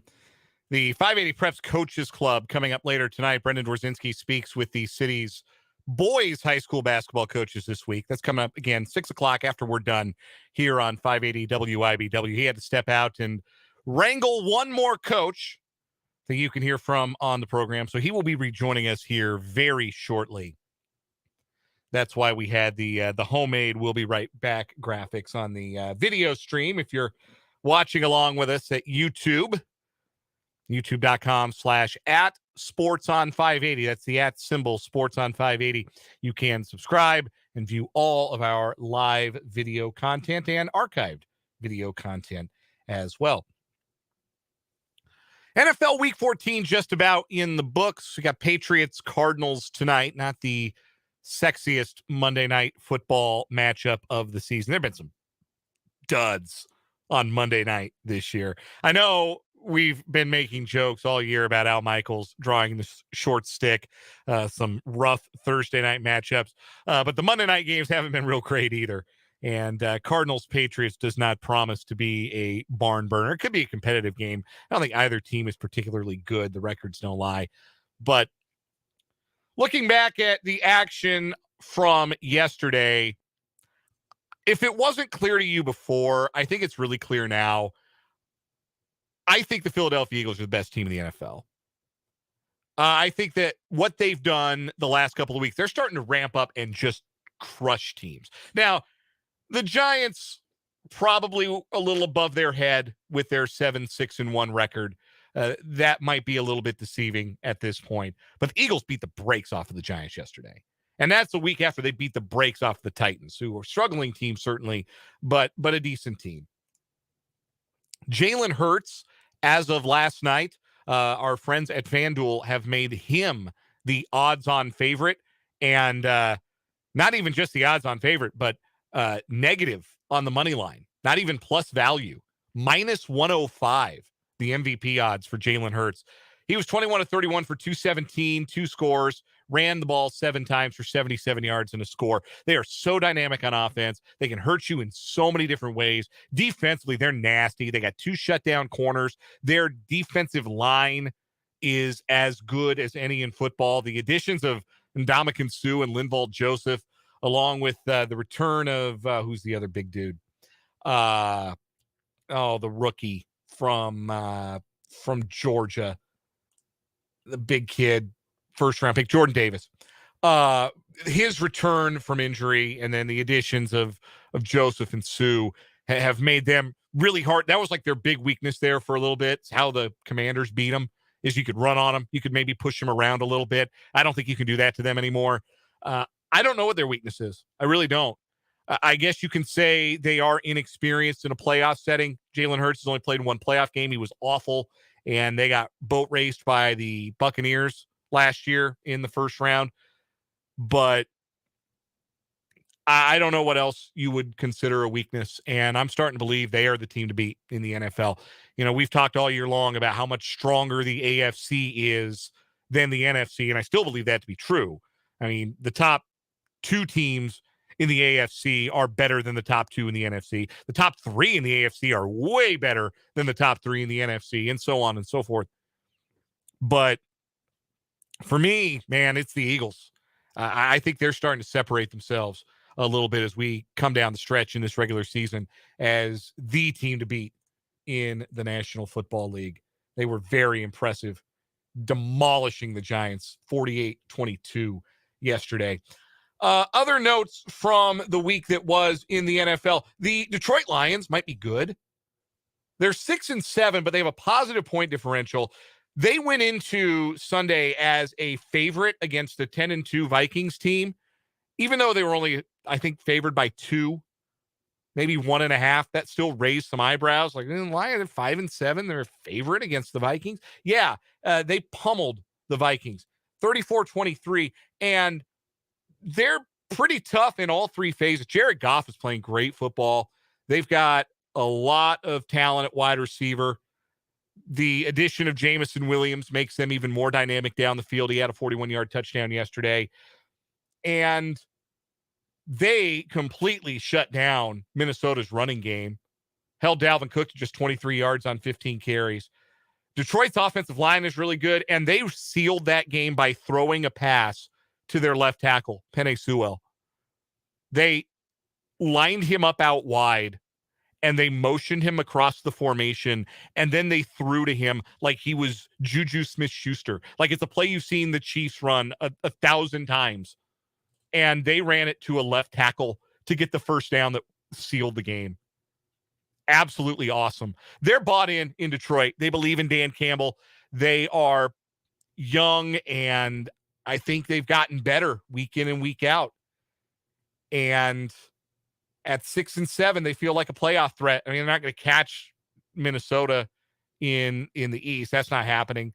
But could they run down a playoff spot? Could they pass Seattle and one of Washington and New York and get that 7 seed? I think they could. And I don't know if you want to see them in round 1. Well, I think if you're Detroit, you definitely don't want to see them in round 1 of the NFC playoffs. Very impressed with Detroit. And I had kind of written them off early. They had a lot of close losses. And I admit, Dan Campbell's not really my speed as a football coach. And I kind of wrote him off a little bit too. But whatever he's doing is working, and those guys are responding to him, and the Lions are playing really good football. Other impressive performances from yesterday: 49ers 35, Buccaneers 7. Tom Brady blew up his marriage for this. Like, I wonder if he regrets it. I would imagine that he does. But I think the 49ers with Kyle Shanahan are a true rarity in the NFL. They are a team that it doesn't really matter who the quarterback is. And I know everybody, it's a great story, right? Mr. Irrelevant, Brock Purdy, throws for 185 yards and 2 touchdowns, makes some good throws down the field for those touchdowns, rushes for a touchdown. It's an irresistible story. And everybody in the NFL is intrigued by Brock Purdy. And then all of us who watched him in college, who followed the Big 12, who remember what the Brock Purdy experience was at Iowa State, every one of us is saying, just wait. Like there's a other side of this Brock Purdy coin. Just wait. It'll show up. It'll show up when you least expect it. It'll show up when it's least welcome, and it will be really funny when it does. Not like, I'm not talking about Schadenfreude here, like feeling good about his misfortune. Just Brock Purdy has a knack for turning the ball over in like objectively humorous fashion. So it's coming. But at the same time, like the Niners just keep on ticking. And you wonder how it's going to look for them without Deebo Samuel for the foreseeable future as he got carted off. It sounds like they avoided worst case scenario with that injury, but it doesn't sound like Samuel's going to be around for the rest of the regular season. They can wrap up the West, I think, if they beat Seattle on Thursday night, but it's a short week, no Deebo, and maybe no Brock Purdy. Injured his oblique late in that game. They're going to look at him, but Purdy beat up on a short week. Now, it doesn't matter. Right now against the Seahawks, all you have to do is spam the running game. Just run it up the middle. The Seahawks offer no defensive resistance against the run. There are 8 different running backs in the league now who have season highs in rushing yards that they have accomplished against the Seahawks. 8 different guys, including 2 teammates in New Orleans. And one of them is Taysom freaking Hill. So they got some problems. That defensive front is just appalling. And San Francisco's got a chance to lock up the West, but it really might not matter. I mean, remember when Nick Mullins was briefly an object of interest when he debuted for the 49ers and had that great game? I think it was a Monday night. Or it might have been a Thursday night. I don't remember. It was a primetime game. Nick Mullins came out and balled outrageous, and everybody thought, oh, wait a minute. Maybe the 49ers have another one. Now, I'm starting to think maybe it just doesn't matter who the quarterback is. Maybe this system, maybe Kyle Shanahan is so good at scheming guys open that it doesn't really matter who they've got at quarterback. That if you've got good enough skill players, and even with the loss of Deebo, they've still got Christian McCaffrey, who had 2 touchdowns. They've still got George Kittle, one of the most complete tight ends in the game. That maybe it just doesn't matter who the skill guys are. Like you block well enough and you scheme well enough, you can get guys open.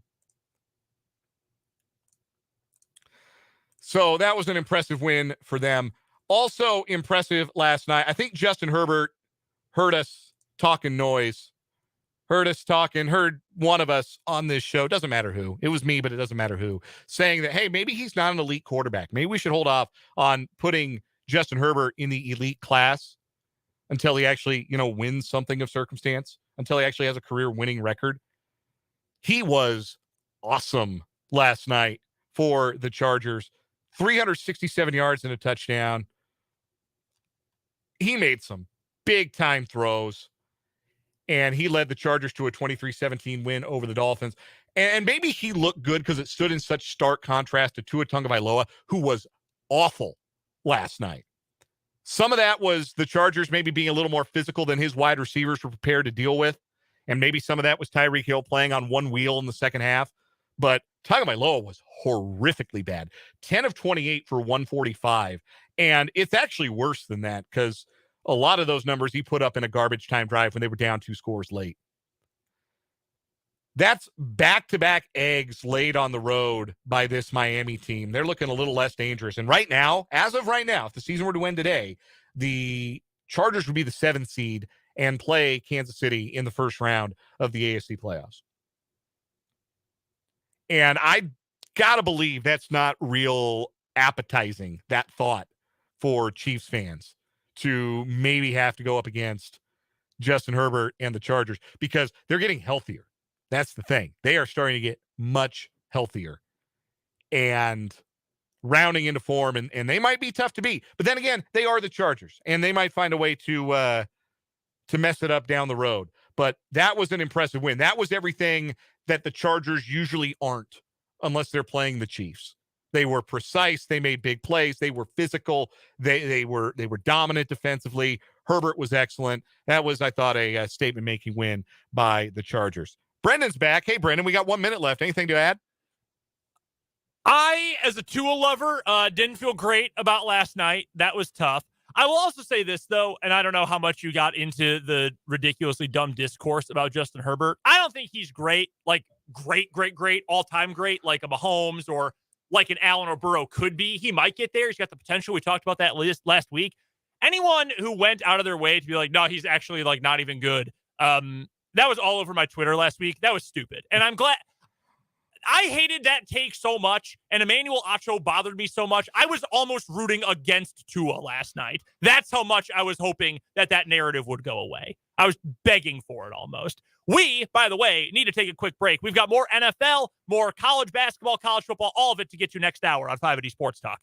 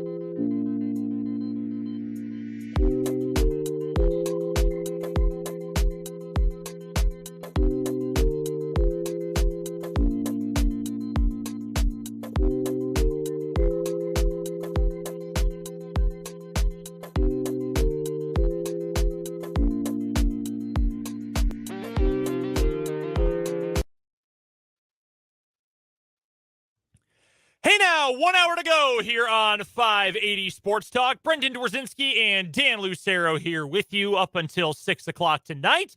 We will be followed by the 580 Preps High School Boys Basketball Coaches Show here on the Sports Voice of Kansas. A full hour talking plenty of high school hoops. We implore you to join us following the end of Sports Talk today. 7 coaches will be joining the show. Looking forward to that coming up this evening.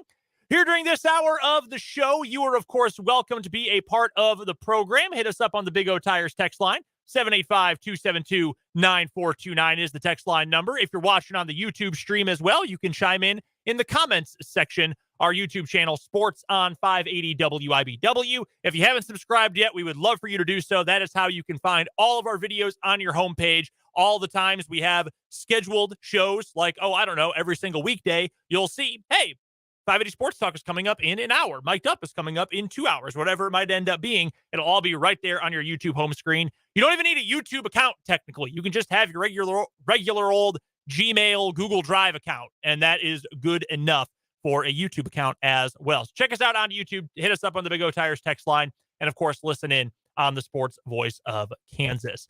Coming up here in just a moment, we'll get to our 580 Sports Talk headlines. There are a lot of them to get to today. A ton. Some of them are a real bummer. Yeah, I was going to say, we like to keep things fun and light and also talk about the news and the big stories. This is unfortunately one of those days where a lot of the news is real downer. But it's news. It's important. Some affect local teams, maybe more than others, but we will get to all of them coming up here in just a moment. We'll also talk a little NFL, little Kansas City Chiefs coming up here in just a bit. Also, I wanted to dive back into the MVP race. I still think Patrick Mahomes should be the favorite. But a team you talked about last hour, their quarterback is gaining fast. Jalen Hurts is right behind Patrick Mahomes at this point. Not Josh Allen. Love Joe Burrow. It's not Joe Burrow. It is Jalen Hurts. So we'll talk about that coming up here in a little bit. We'll also look ahead to Monday Night Football coming up tonight, along with your texts and your comments on YouTube as well. Right now, though, let's get to our 580 Sports Talk headlines, brought to you by Blowout of Kansas. You can go check our friends out online at blue.kansas.com. As it continues to get colder out, you're going to want to make sure that your family and yourself are nice and warm and snug at home. And what better way to do that than to hit up our friends at Blue Dot? Make sure they come out, check your heating unit. In fact, with their peak performance safety check, they will check your heating and your AC, and your plumbing too, all once a year, all for just one combined low price. Hit us up, or hit up our friends, I should say, at their website. That's blue.kansas.com to find out all the products and services they have available to you. A lot of different directions we could go for our lead headline today. I am going to go with the biggest one for Big 12 basketball, though. Chris Beard, the head coach of the University of Texas Longhorns, was arrested early this morning or late last night, depending on how you look at it, on charges of third-degree felony domestic assault of someone who lived in his home. Now, when this first happened, he was booked at 4:18 this morning. The call came somewhere between midnight and 2 a.m.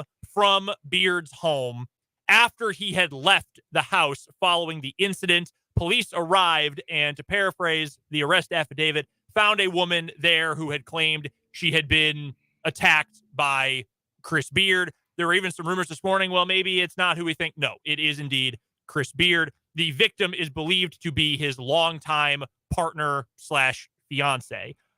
More details have come out about this. As Dan mentioned earlier in the show, there are pictures now circulating around, both his mugshot and also from his court appearance earlier today. That is never going away. Chris Beard will have that forever, especially if he remains a head coach in major college basketball. That picture is going to be on a poster board in every single student section Texas ever goes to again, or any other school ever goes to again. More details, again, have started to come out. I will get through these quickly. I will tell you ahead of time, they might seem graphic, so just be prepared for that. Not anything grotesque, but it is a little bit graphic. This is from Ryan Ottulo of the Austin American Statesman. Thank you. And he tweets out that the statesman has obtained Chris Beard's arrest affidavit, a woman told police, I'm sorry, I can't read right now, told police that Beard, quote, choked me, threw me off the bed, bit me, bruises all over my leg, throwing me around and going nuts, unquote. She claimed that the choking lasted for 5 seconds and impeded her breathing. That is an important fact here. We have learned today, if you didn't already know, in the state of Texas, you can only get to a 3rd-degree domestic violence felony if one of two things are met. Either you're a previous offender or strangulation and choking is involved. That is what gets it to 3rd degree. Now, according to Ryan Ottulo, again, of the Austin American-Statesman, Chris Beard also told police he has a recording, an audio recording showing he was not the primary aggressor, but when asked if he would be willing to share that audio, he said no. That is an interesting piece of information that I do not quite understand. I have also seen that a 3rd-degree felony conviction for domestic assault can carry anywhere from 2 to 10 years in prison if convicted. Now, let's be realistic here. How often do maximum sentences get handed out? Almost never. People with high profiles, lots of money, good lawyers. Apparently, Chris Beards is a very high-profile Austin lawyer.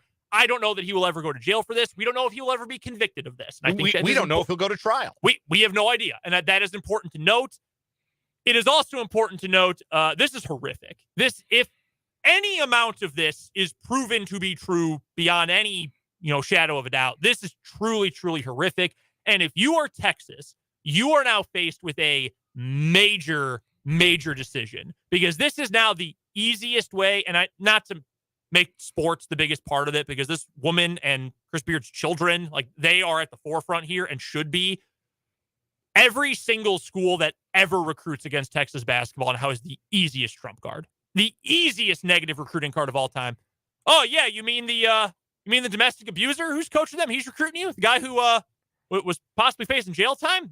That guy's recruiting you. Oh yeah. Bill Self's not facing jail time. Jerome Tang's not facing jail time, or Mark Adams or anywhere else. You think those Texas schools are going to take it light in recruiting? No. So if you're the big wigs at Texas with the money here, just from a basketball and a recruiting standpoint, you now have a decision.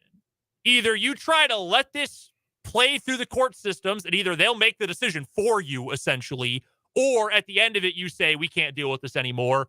Or right now, you essentially have to say, we got to cut bait. Because true or not, this is going to come up, and this is going to impact you. I am someone who is more likely to believe the accuser in this case. I don't really understand Chris Beard's approach to this. I understand if you are of the camp that says, I'm not going to say anything or believe anything until all the reporting and the trial comes out. That is fine. We can have those respective opinions. This is just an awful look, and I don't think that part is arguable, that this appears to be truly awful. Texas plays a game in an hour and 45 minutes. They are scheduled to play Rice tonight at the Moody Center in Austin. At this hour, there has been no statement from the university other than we are aware of the facts, a boilerplate 2-sentence release that they put out earlier this morning. Chris Beard got out of jail hours ago.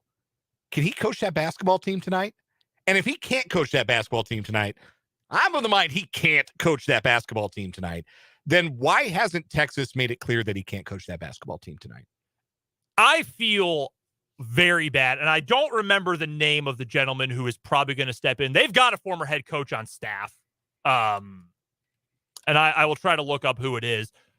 Whoever it's going to be, man, he is going to get asked questions that he should really not have to answer. Rodney Terry, that's who it's going to be, who I believe coached at Fresno State before. He's their associate head coach. I would imagine he's going to be acting, at least for this game. Questions he probably doesn't have even any kind of answer to. But yeah, this is when you do something like this, it doesn't just affect you. It doesn't just affect the alleged victim in question. It doesn't just affect your family. It affects everything around you. And now it affects the 7th ranked basketball team in the country, who's got to play tonight and has no idea who. I wonder if they know, if the players know right now if Chris Beard is going to be on the sideline tonight. I can't imagine they do. And if he's going to be on the sideline for their next game or at any point during this season or ever again. I think everything is on the table, given the nature of these allegations. There is something, too, on the basketball side of things that was brought up by a texter, and this is important to get to, I think, from the 785, and I saw this earlier, too. I guess this is language in almost all, if not all, head coaching contracts at the University of Texas, but you can be fired for cause if you have felony charges against you. That is grounds for a for-cause firing, which would mean the university would not owe him a buyout. They could just cut bait and be done with it. I am very curious, I guess in a morbid way, to see how this plays out. But like, if you're Texas, you just opened up the brand new Moody Center, the year 3000 basketball arena, and have all this hype and all this attention on your program. And a really good team for a change. Really good team that's got a chance to really make noise. Probably the best Texas team since the Kevin Durant season. Yes, absolutely. Do you want this black cloud hanging over you? Seriously, do you really want that to be a part of this? It's there whether you fire him right now, like right this second, or not. Like this is now a narrative of this season, no matter what happens. Yeah. I guess, yeah, you're right. It will be over you no matter what. I guess it's a do you cut your losses kind of situation. Can you cut your losses at this point? Yeah. I don't know. No, I understand. Again, there's no harm in saying let's wait for all the facts. There's no, we don't get prizes for having the hottest take or be the first one to be the loudest or the most outraged. They don't have no award for that. But at the very least, it is shocking that the University of Texas Athletic Department has not put out some kind of statement regarding Beard's status for tonight's game when he spent the night in jail. He was arrested at 4 a.m. I agree. It's genuinely startling that we have not heard from the university about his ability or inability to coach tonight. You'd think that you owe that to the shareholders and stakeholders in your university, right? Like to your fans, to your ticket holders, at the very least, at the most cynical level, the people spending money on your product probably deserve to know. Yeah. It's a terrible story, and it may get worse. But that's still very much a developing story. Next headline for me on our Blue Dot of Kansas headlines: Mississippi State head football coach Mike Leach remains hospitalized and in critical condition, according to a statement released by the university earlier today. There has been reporting from the Clarion Ledger in Mississippi that Leach suffered a massive heart attack at his home on Sunday and has been in the hospital, was airlifted to University Hospital. Leach is in his third year as the head coach of the Mississippi State Bulldogs. Team won the Egg Bowl. They were preparing to play in the ReliaQuest Bowl on January 2nd. Defensive coordinator Zach Arnett is the interim head coach. There's a lot of speculation and message board stuff that you can read that's out there, but the summation of it is that the prognosis does not appear to be good for the 61-year-old Leach, and that if you are inclined to prayer, that the family and Mike Leach could use some of those right now. Leach is one of the colorful characters that makes college football such a fun and rewarding sport to follow. He has been reliably an entertaining interview and press conference subject. He has been reliably a source of his teams playing entertaining football, and have ever since he was the head coach at Texas Tech, and through his stint at Washington State, now his last 3 years at Mississippi State.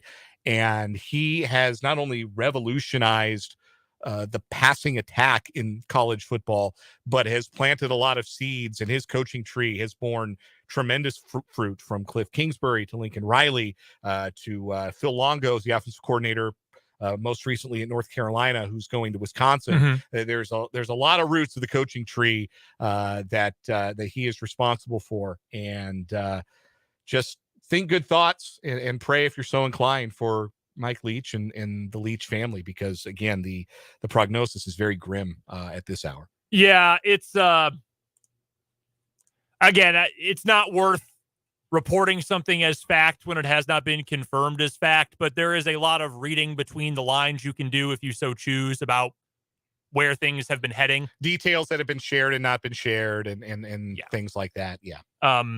It's very sad. It really is. I think Mike Leach has over time become more polarizing because we live in an era where everybody's personal beliefs on everything become public one reason or another. And I think he's tweeted some pretty wild stuff. He has. He's espoused some views that a lot of people don't like. A lot of people don't like a lot of people's views. And he has rubbed players the wrong way before. That's what got him fired at Texas Tech. Well, let's also remember the last thing he was in the news for the other day was audio that leaked of him telling a player, like, you're soft and you're not going to be missed around here. And the player putting that in his transfer portal announcement. He's like, well, Coach Leach says I'm not going to be missed, so I'm entering the portal to go somewhere where I will be wanted, or whatever he ended up saying. He's got an abrasive personality. He's also, like you said, a very colorful character. Again, if you're the praying type, this would be the time for it. And yes, from the 785, he is nothing if not quotable. That's true. Like that's college football, right? Like yes, that is weird, wacky offense or defense and incredible quotes and TV appearances. Like that is what has made the sport into what it is. The splashes of color that make it so much fun to follow on a regular basis. Just one of those characters that has made college football more fun over the last 2 decades. Next headline for us, I'm going to stick with college football here on the 580 Sports Talk headlines. Quick one here. You may have watched it on Saturday. The annual Army-Navy game was a thriller. Double overtime. Army ends up winning. It went over the total for the first time in 17 years. I don't want to talk about it. Yeah, that was a painful one. The head coach of the Navy midshipmen, Ken Niumatalolo, is no longer the head coach of the Navy program. He was let go officially as of yesterday. That was made public. He has been with the Navy program for over 2 decades, had been a coordinator for Coach Paul Johnson, took over as the head coach of the program, won a lot of games at Navy, and a lot of Army-Navy games.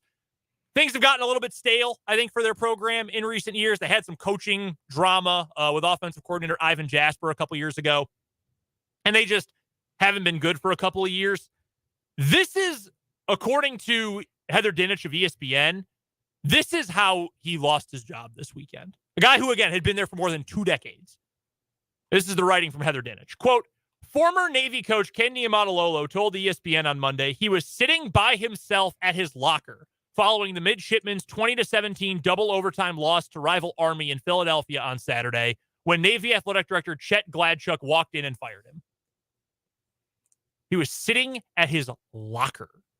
He adds in this quote, first of all, we just got kicked in the gut. I was a little bit numb prior to him saying that, so most of it I couldn't comprehend. I'm just like, Chet, why don't you take some time to relax? He said, quote, well, it's been building up. Yikes. Man, I like Coach Niumatalolo. A lot of people do. A lot of people do. He's a great guy. That's harsh, man. That I get it. You got to win Army-Navy. They moved to a conference for a reason. You got to make it to bowl games once in a while. I get it. He gave a lot of his life to that program and to the midshipmen. That's a really harsh way to send a dude out. A very well-respected guy. That's tough. I don't know where Navy goes next. Yeah. I want them to bring back Paul Johnson, honestly. He's 65, though. I don't know that he would want to come back. If they were willing to, though, bring back Paul Johnson. Next headline, the Blue Dot of Kansas headlines. Let's get you caught up on the Major League Baseball hot stove. A lot of teams have been active over the last few days. The Toronto Blue Jays have made a couple additions. They've signed former Tampa Bay Rays center fielder Kevin Kiermaier to man center field and also move the aging George Springer off of the physical demands of the center field position. With Kiermaier, they're getting a player who isn't maybe an elite hitter, but has been an elite defensive player, a 3-time Gold Glove winner. He agreed to a deal, and the terms of that have not yet been disclosed. Blue Jays weren't done there. Today, they added veteran right-handed pitcher Chris Bassett in agreement on a 3-year, $63 million deal with the 34-year-old right-hander, whose .329 earned run average since 2018 ranks 11th best in baseball among pitchers with at least 100 starts. I was really pumping the Royals as the team that should make that phone call and add a consistent, durable veteran to their starting rotation, maybe show their young pitchers the ropes. They could have done 3 years for $63 million. They probably could have done more. Maybe Bassett, maybe that wouldn't have mattered. Maybe Bassett is looking at an opportunity to try and win a ring after he leaves the Mets. But that's a name that I was really kind of hoping the Royals would have some interest in. But according to, rumors and reporting, they don't have interest in anybody. They have interest in making me watch 30 Chris Bubich starts next year, which I don't have any interest in doing. Yeah, I won't do that. I will not watch 30 Chris Bubich starts, to be honest with you. Also, I'm not going to do that. No, I have no interest in that. Also, 3-way deal sending Sean Murphy, the star catcher from the Oakland Athletics, to the Atlanta Braves today. 3-way deal including Oakland, Milwaukee, and Atlanta sends the 28-year-old backstop to the Braves. The Braves are sending 4 players to Oakland, including left-handed starter Kyle Muller, the number 1 prospect in the Atlanta system, and also veteran catcher Manny Pina. Going to Milwaukee in the trade, former Royal Joel Payamps. Yeah, he's still kicking around. He was in Oakland. He's going to Milwaukee in the deal. So, too, is William Contreras, the catcher from the Braves who made his first All-Star game appearance this past year. The Brewers are sending outfield prospect Esteury Ruiz, former Padres prospect who went to Milwaukee in the Josh Hader trade at the deadline, to Oakland in the deal. Murphy hit .250 with 18 home runs and played Gold Glove caliber defense last season, won the Gold Glove in 2021. The rich get richer. You will note that there are like 6 or 7 teams that seem really bent on improving their roster this offseason, and then there's everyone else. And it's not real awesome to be a fan of one of the 23 teams who are everyone else. You buried the lead with Esteury Ruiz. He was a Royals prospect originally. You are correct. Yeah, and he went over to, was he in the, did he go over with Hill and Strom in the trade for, the reliever? Brandon Maurer? Yes, it was not It was Hill. Maurer, Cahill, and Booker. Yep. For, boy, what a collection of arms that was for the Royals. Uh-huh. That was we're kind of going for it trade in 2017. Yeah. And, the Royals sent Ruiz and Tim Hill. Or no, Matt Strom. Matt Strom and a veteran. Oh. Travis Wood. Yeah, Travis Wood. That's right. Yeah, Tim Hill was a later deal. Yeah. They got Trevor Cahill, Brandon Maurer, and Ryan Buchter. Esteury Ruiz is a top 100 prospect, I believe. Yes. Yeah, he's he's come to be a very highly regarded prospect. The Royals traded him. He was like 17. He was just a baby in their prospect ranks, and now, he's a top 100 guy. For a bunch of nobodies. Real quick, some injury news from around the NFL. Deebo Samuel was in tears as he got carted off the field yesterday for the San Francisco 49ers. He suffered a sprained MCL and ankle, according to the 49ers and Kyle Shanahan, but is expected to return during the regular season. That's significant. Also, Brock Purdy, Mr. Irrelevant, if you will, the former Iowa State quarterback who outplayed Tom Brady big time yesterday in the 49ers win. He strained an oblique in the game. If he cannot go, I did not realize that there was a chance he might not go for Thursday night when the 49ers play again. It'll be Josh Johnson who gets the start, who has played for, 13 teams in his NFL career? That is pretty wild. Also, rumor coming out of Chargers camp, there is a chance Rashawn Slater might be able to return by the postseason.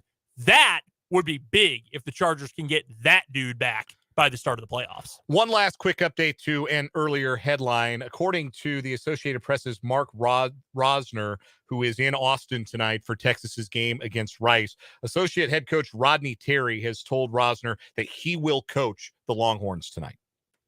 No other details are available, and no statement has been made by the university or the athletic department, again, beyond what was made earlier today. But Rodney Terry has told reporters that he is the head coach tonight. Wow. That is a truly unbelievable story in the worst way possible. Those are our 580 Sports Talk headlines, brought to you, as always, by our good friends at Blue Dot. Visit them online at blue.kansas.com. Let's take a timeout. We'll talk a little MVP race and a little Kansas City Chiefs coming up next here on 580 Sports Talk.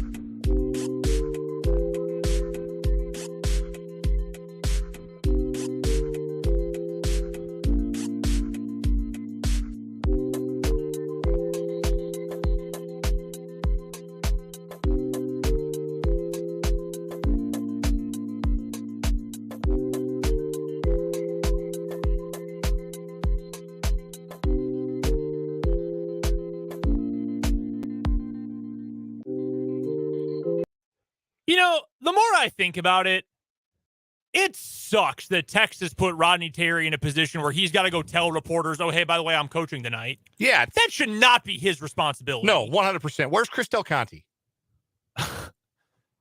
Where's Red McCombs? Anyone who's involved with the power structure at that school should not be putting the associate head coach in that sort of position.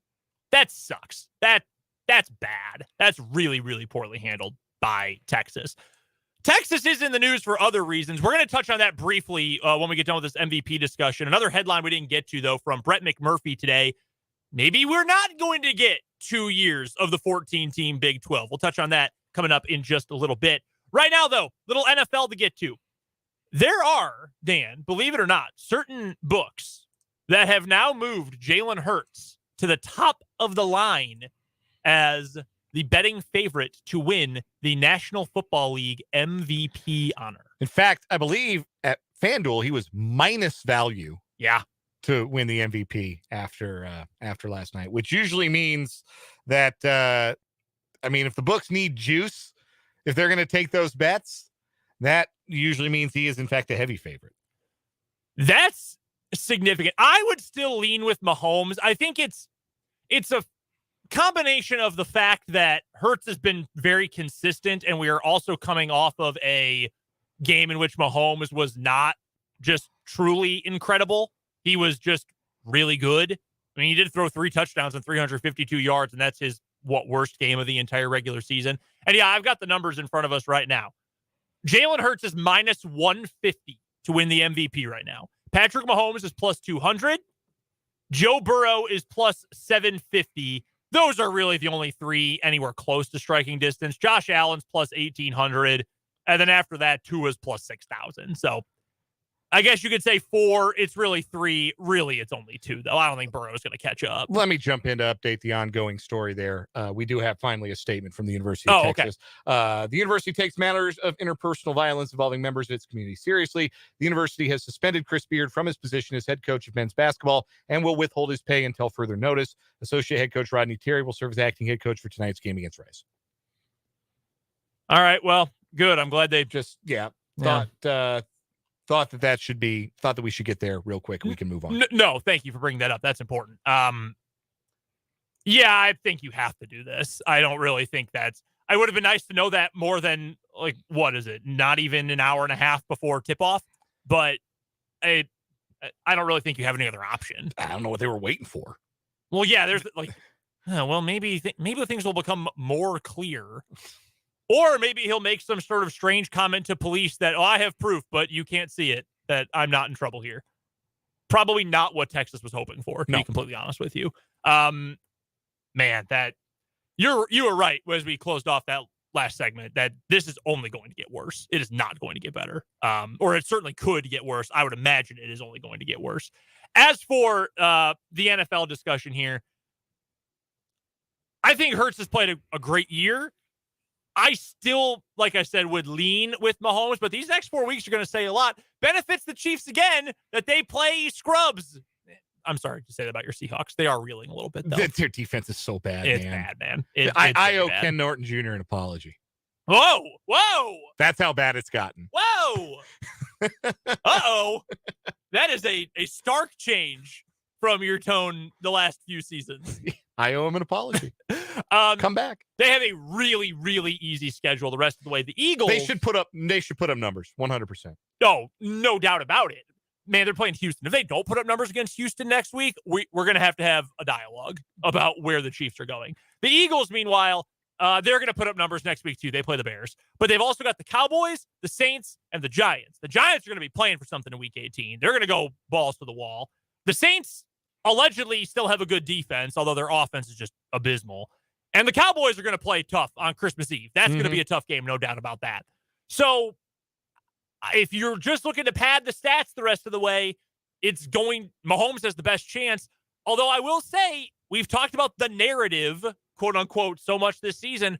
Hurts has his own too. I was not the only person who said, I don't know that he's a good enough thrower of the football to be a truly great quarterback. I've been proven wrong, and I think a lot of people have. Well, it helps when you're throwing to Devontae Smith and A.J. Brown. I mean, that's as good a 1-2 punch as there is in the league. They went out and they got Jalen Hurts some weapons. The thing that has impressed me about Hurts is if you've been following Jalen Hurts' football career from Alabama to Oklahoma to Philadelphia, he just gets better year in and year out. It has just been just a steady upward growth for Jalen Hurts as a football player. Is somebody who is a game breaker, as a runner. He's gotten better at protecting the ball. He's made better decisions.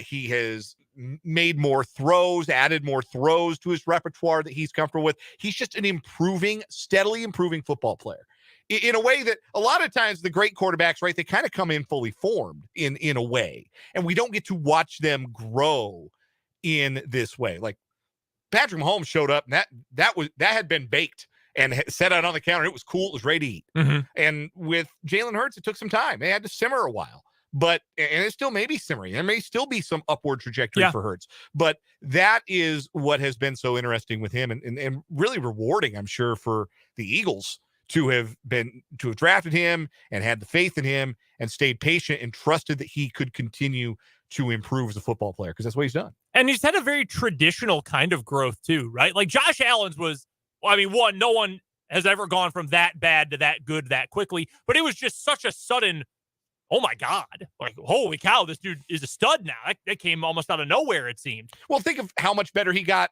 when he showed up at Oklahoma. Yeah. How good he was at Oklahoma right off the rip. Oh, this is a different guy than we saw at Alabama. Who was it they played in week 1 that year? Houston, I think, is who they played the first week of that season. I think that's right. Yeah, pretty good Houston team, and whoa. Lincoln Riley taught him how to throw. Uh-oh. Yeah, right. Uh-oh. Lincoln Riley does nothing but coach Heisman Trophy finalist or winner quarterbacks. That's just all he does. In fact, quite literally, sometimes it seems like that is all he does. Still don't have a defense at USC. But seriously, from productive athlete quarterback at Alabama who got usurped by Tua to better thrower, more complete, but maybe not super accurate at Oklahoma, then to the Eagles, and he had the weird situation with Doug Peterson and Carson Wentz. That was a tough situation to come in as a rookie. But he has just steadily shown improvement as a passer. He's a very smart quarterback. Everyone has said that since he was a high schooler. He is just so football smart and just so smart in general. And you can just see this natural progression and trajectory that he has followed from the very beginning. He deserves to be in the conversation, and I think he should be in the top 2. I'm still going to lean Patrick Mahomes. Where would you lean? Where would your lean be? Right now, I think my lean is Hurts. Okay. It's such a narrative award. And right now, I think the Eagles are the best team in football and should be the Super Bowl favorites. I don't know if the betting markets are reflecting that so much. I think Buffalo is still the favorite. But to me, the Eagles are the most complete team in the NFL. I don't think they have a weakness. And if they are going to roll through this regular season 15-2, and they're going to do it on the back of Jalen Hurts, then I think he's going to have the narrative on his side. And I think we do it in basketball all the time. I think we talked about this a couple of weeks ago, how with Jordan, it became, we got to find somebody else to give this award to. Otherwise, we just give it to Michael Jordan every year. Or with LeBron, we got to find somebody else. Otherwise, we just give this award to LeBron every year. It's going to happen to Mahomes too. And maybe he already has. Like, you look at him and say, well, we could give this to Mahomes every year. So let's figure out somebody else we can give it to. We can always give it to Mahomes another year because he'll be this good for the next decade. I would lean Hurts. That would be, now, if I had a ballot, I'd have to think more firmly about like how I would cast my ballot for. But I think that the tide is turning towards Jalen Hurts. Let's also be realistic about it. End of the season means more than the beginning of the season, and playing really well late helps a lot. Look at the last 2 MVPs, especially last year with Aaron Rodgers. No one thought he was going to win 2 in a row. He played so well in the back half of the season that they almost had to. Maybe that's the same situation Jalen Hurts ends up in. And a texter from the 785 points out, and I think importantly, that he's not turning the ball over. And Mahomes is being a little profligate with the football right now. Now, Mahomes in the last 4 weeks of the season could absolutely go out and throw like 13 touchdowns to no interceptions, and the Chiefs win all those games and get the number 1 seed, and then the discussion is over and it's Mahomes. Yeah. Like, that could happen. We do not have a lot of these where we've got a quarter of the season left and a lot to still be decided for some individual awards. Because that's kind of cool. Yeah, Joe Burrow's very much still in the conversation. Josh Allen has a big final month. He gets back in the conversation. It is. It's fun.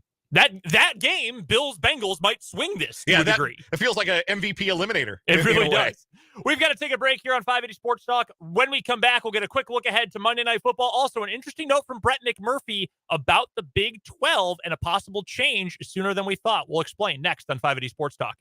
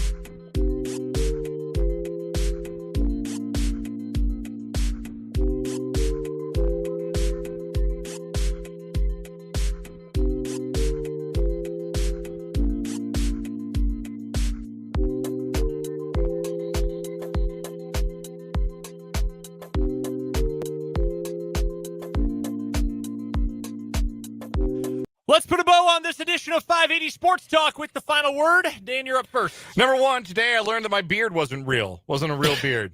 So I'm going to have to address that in one form or fashion. But in all seriousness, shout out to the YouTube commenters in texters in the Big O Tires text line. You made today's show more fun. The Chiefs, they won, but where are the Grim Reapers from last year? Remember Andy Reid after the Buffalo game, when it's grim, go be the Grim Reaper. You know what the Grim Reaper does? Make sure his victims are dead. And when you're up 27-0, you better keep the foot on the throat of the opposing team. If the Chiefs don't show that killer instinct, somebody's going to do it to them painfully come January. Final word from me. Didn't get to this during the good, the bad, and the ugly earlier. They deserved a little bit of a shout out in the good. For the first time since 2013, the Kansas women's basketball team is ranked in the top 25. Yeah, they are. Look, I will be honest, man. I was as hard on Brandon Schneider as anybody for years, and I think deservedly so. He has turned that thing around in a hurry. Tiana Jackson's having an incredible season so far. Shout out to the KU women, number 22 in the country this week, first ranking in 9 years. That is absolutely awesome for the Lady Jayhawks, and that's going to do it for 580 Sports Talk today. We have the 580 Preps High School Basketball Coaches Club coming up at the top of the hour, boys basketball edition of the show tonight. Dan and I will be back tomorrow from 3 until 6. Michael Swain will join us to talk all things KU and border war. We've got more on the Chiefs and so much more in general. So until tomorrow at 3, for Dan, I'm Brendan. You've been listening to 580 Sports Talk.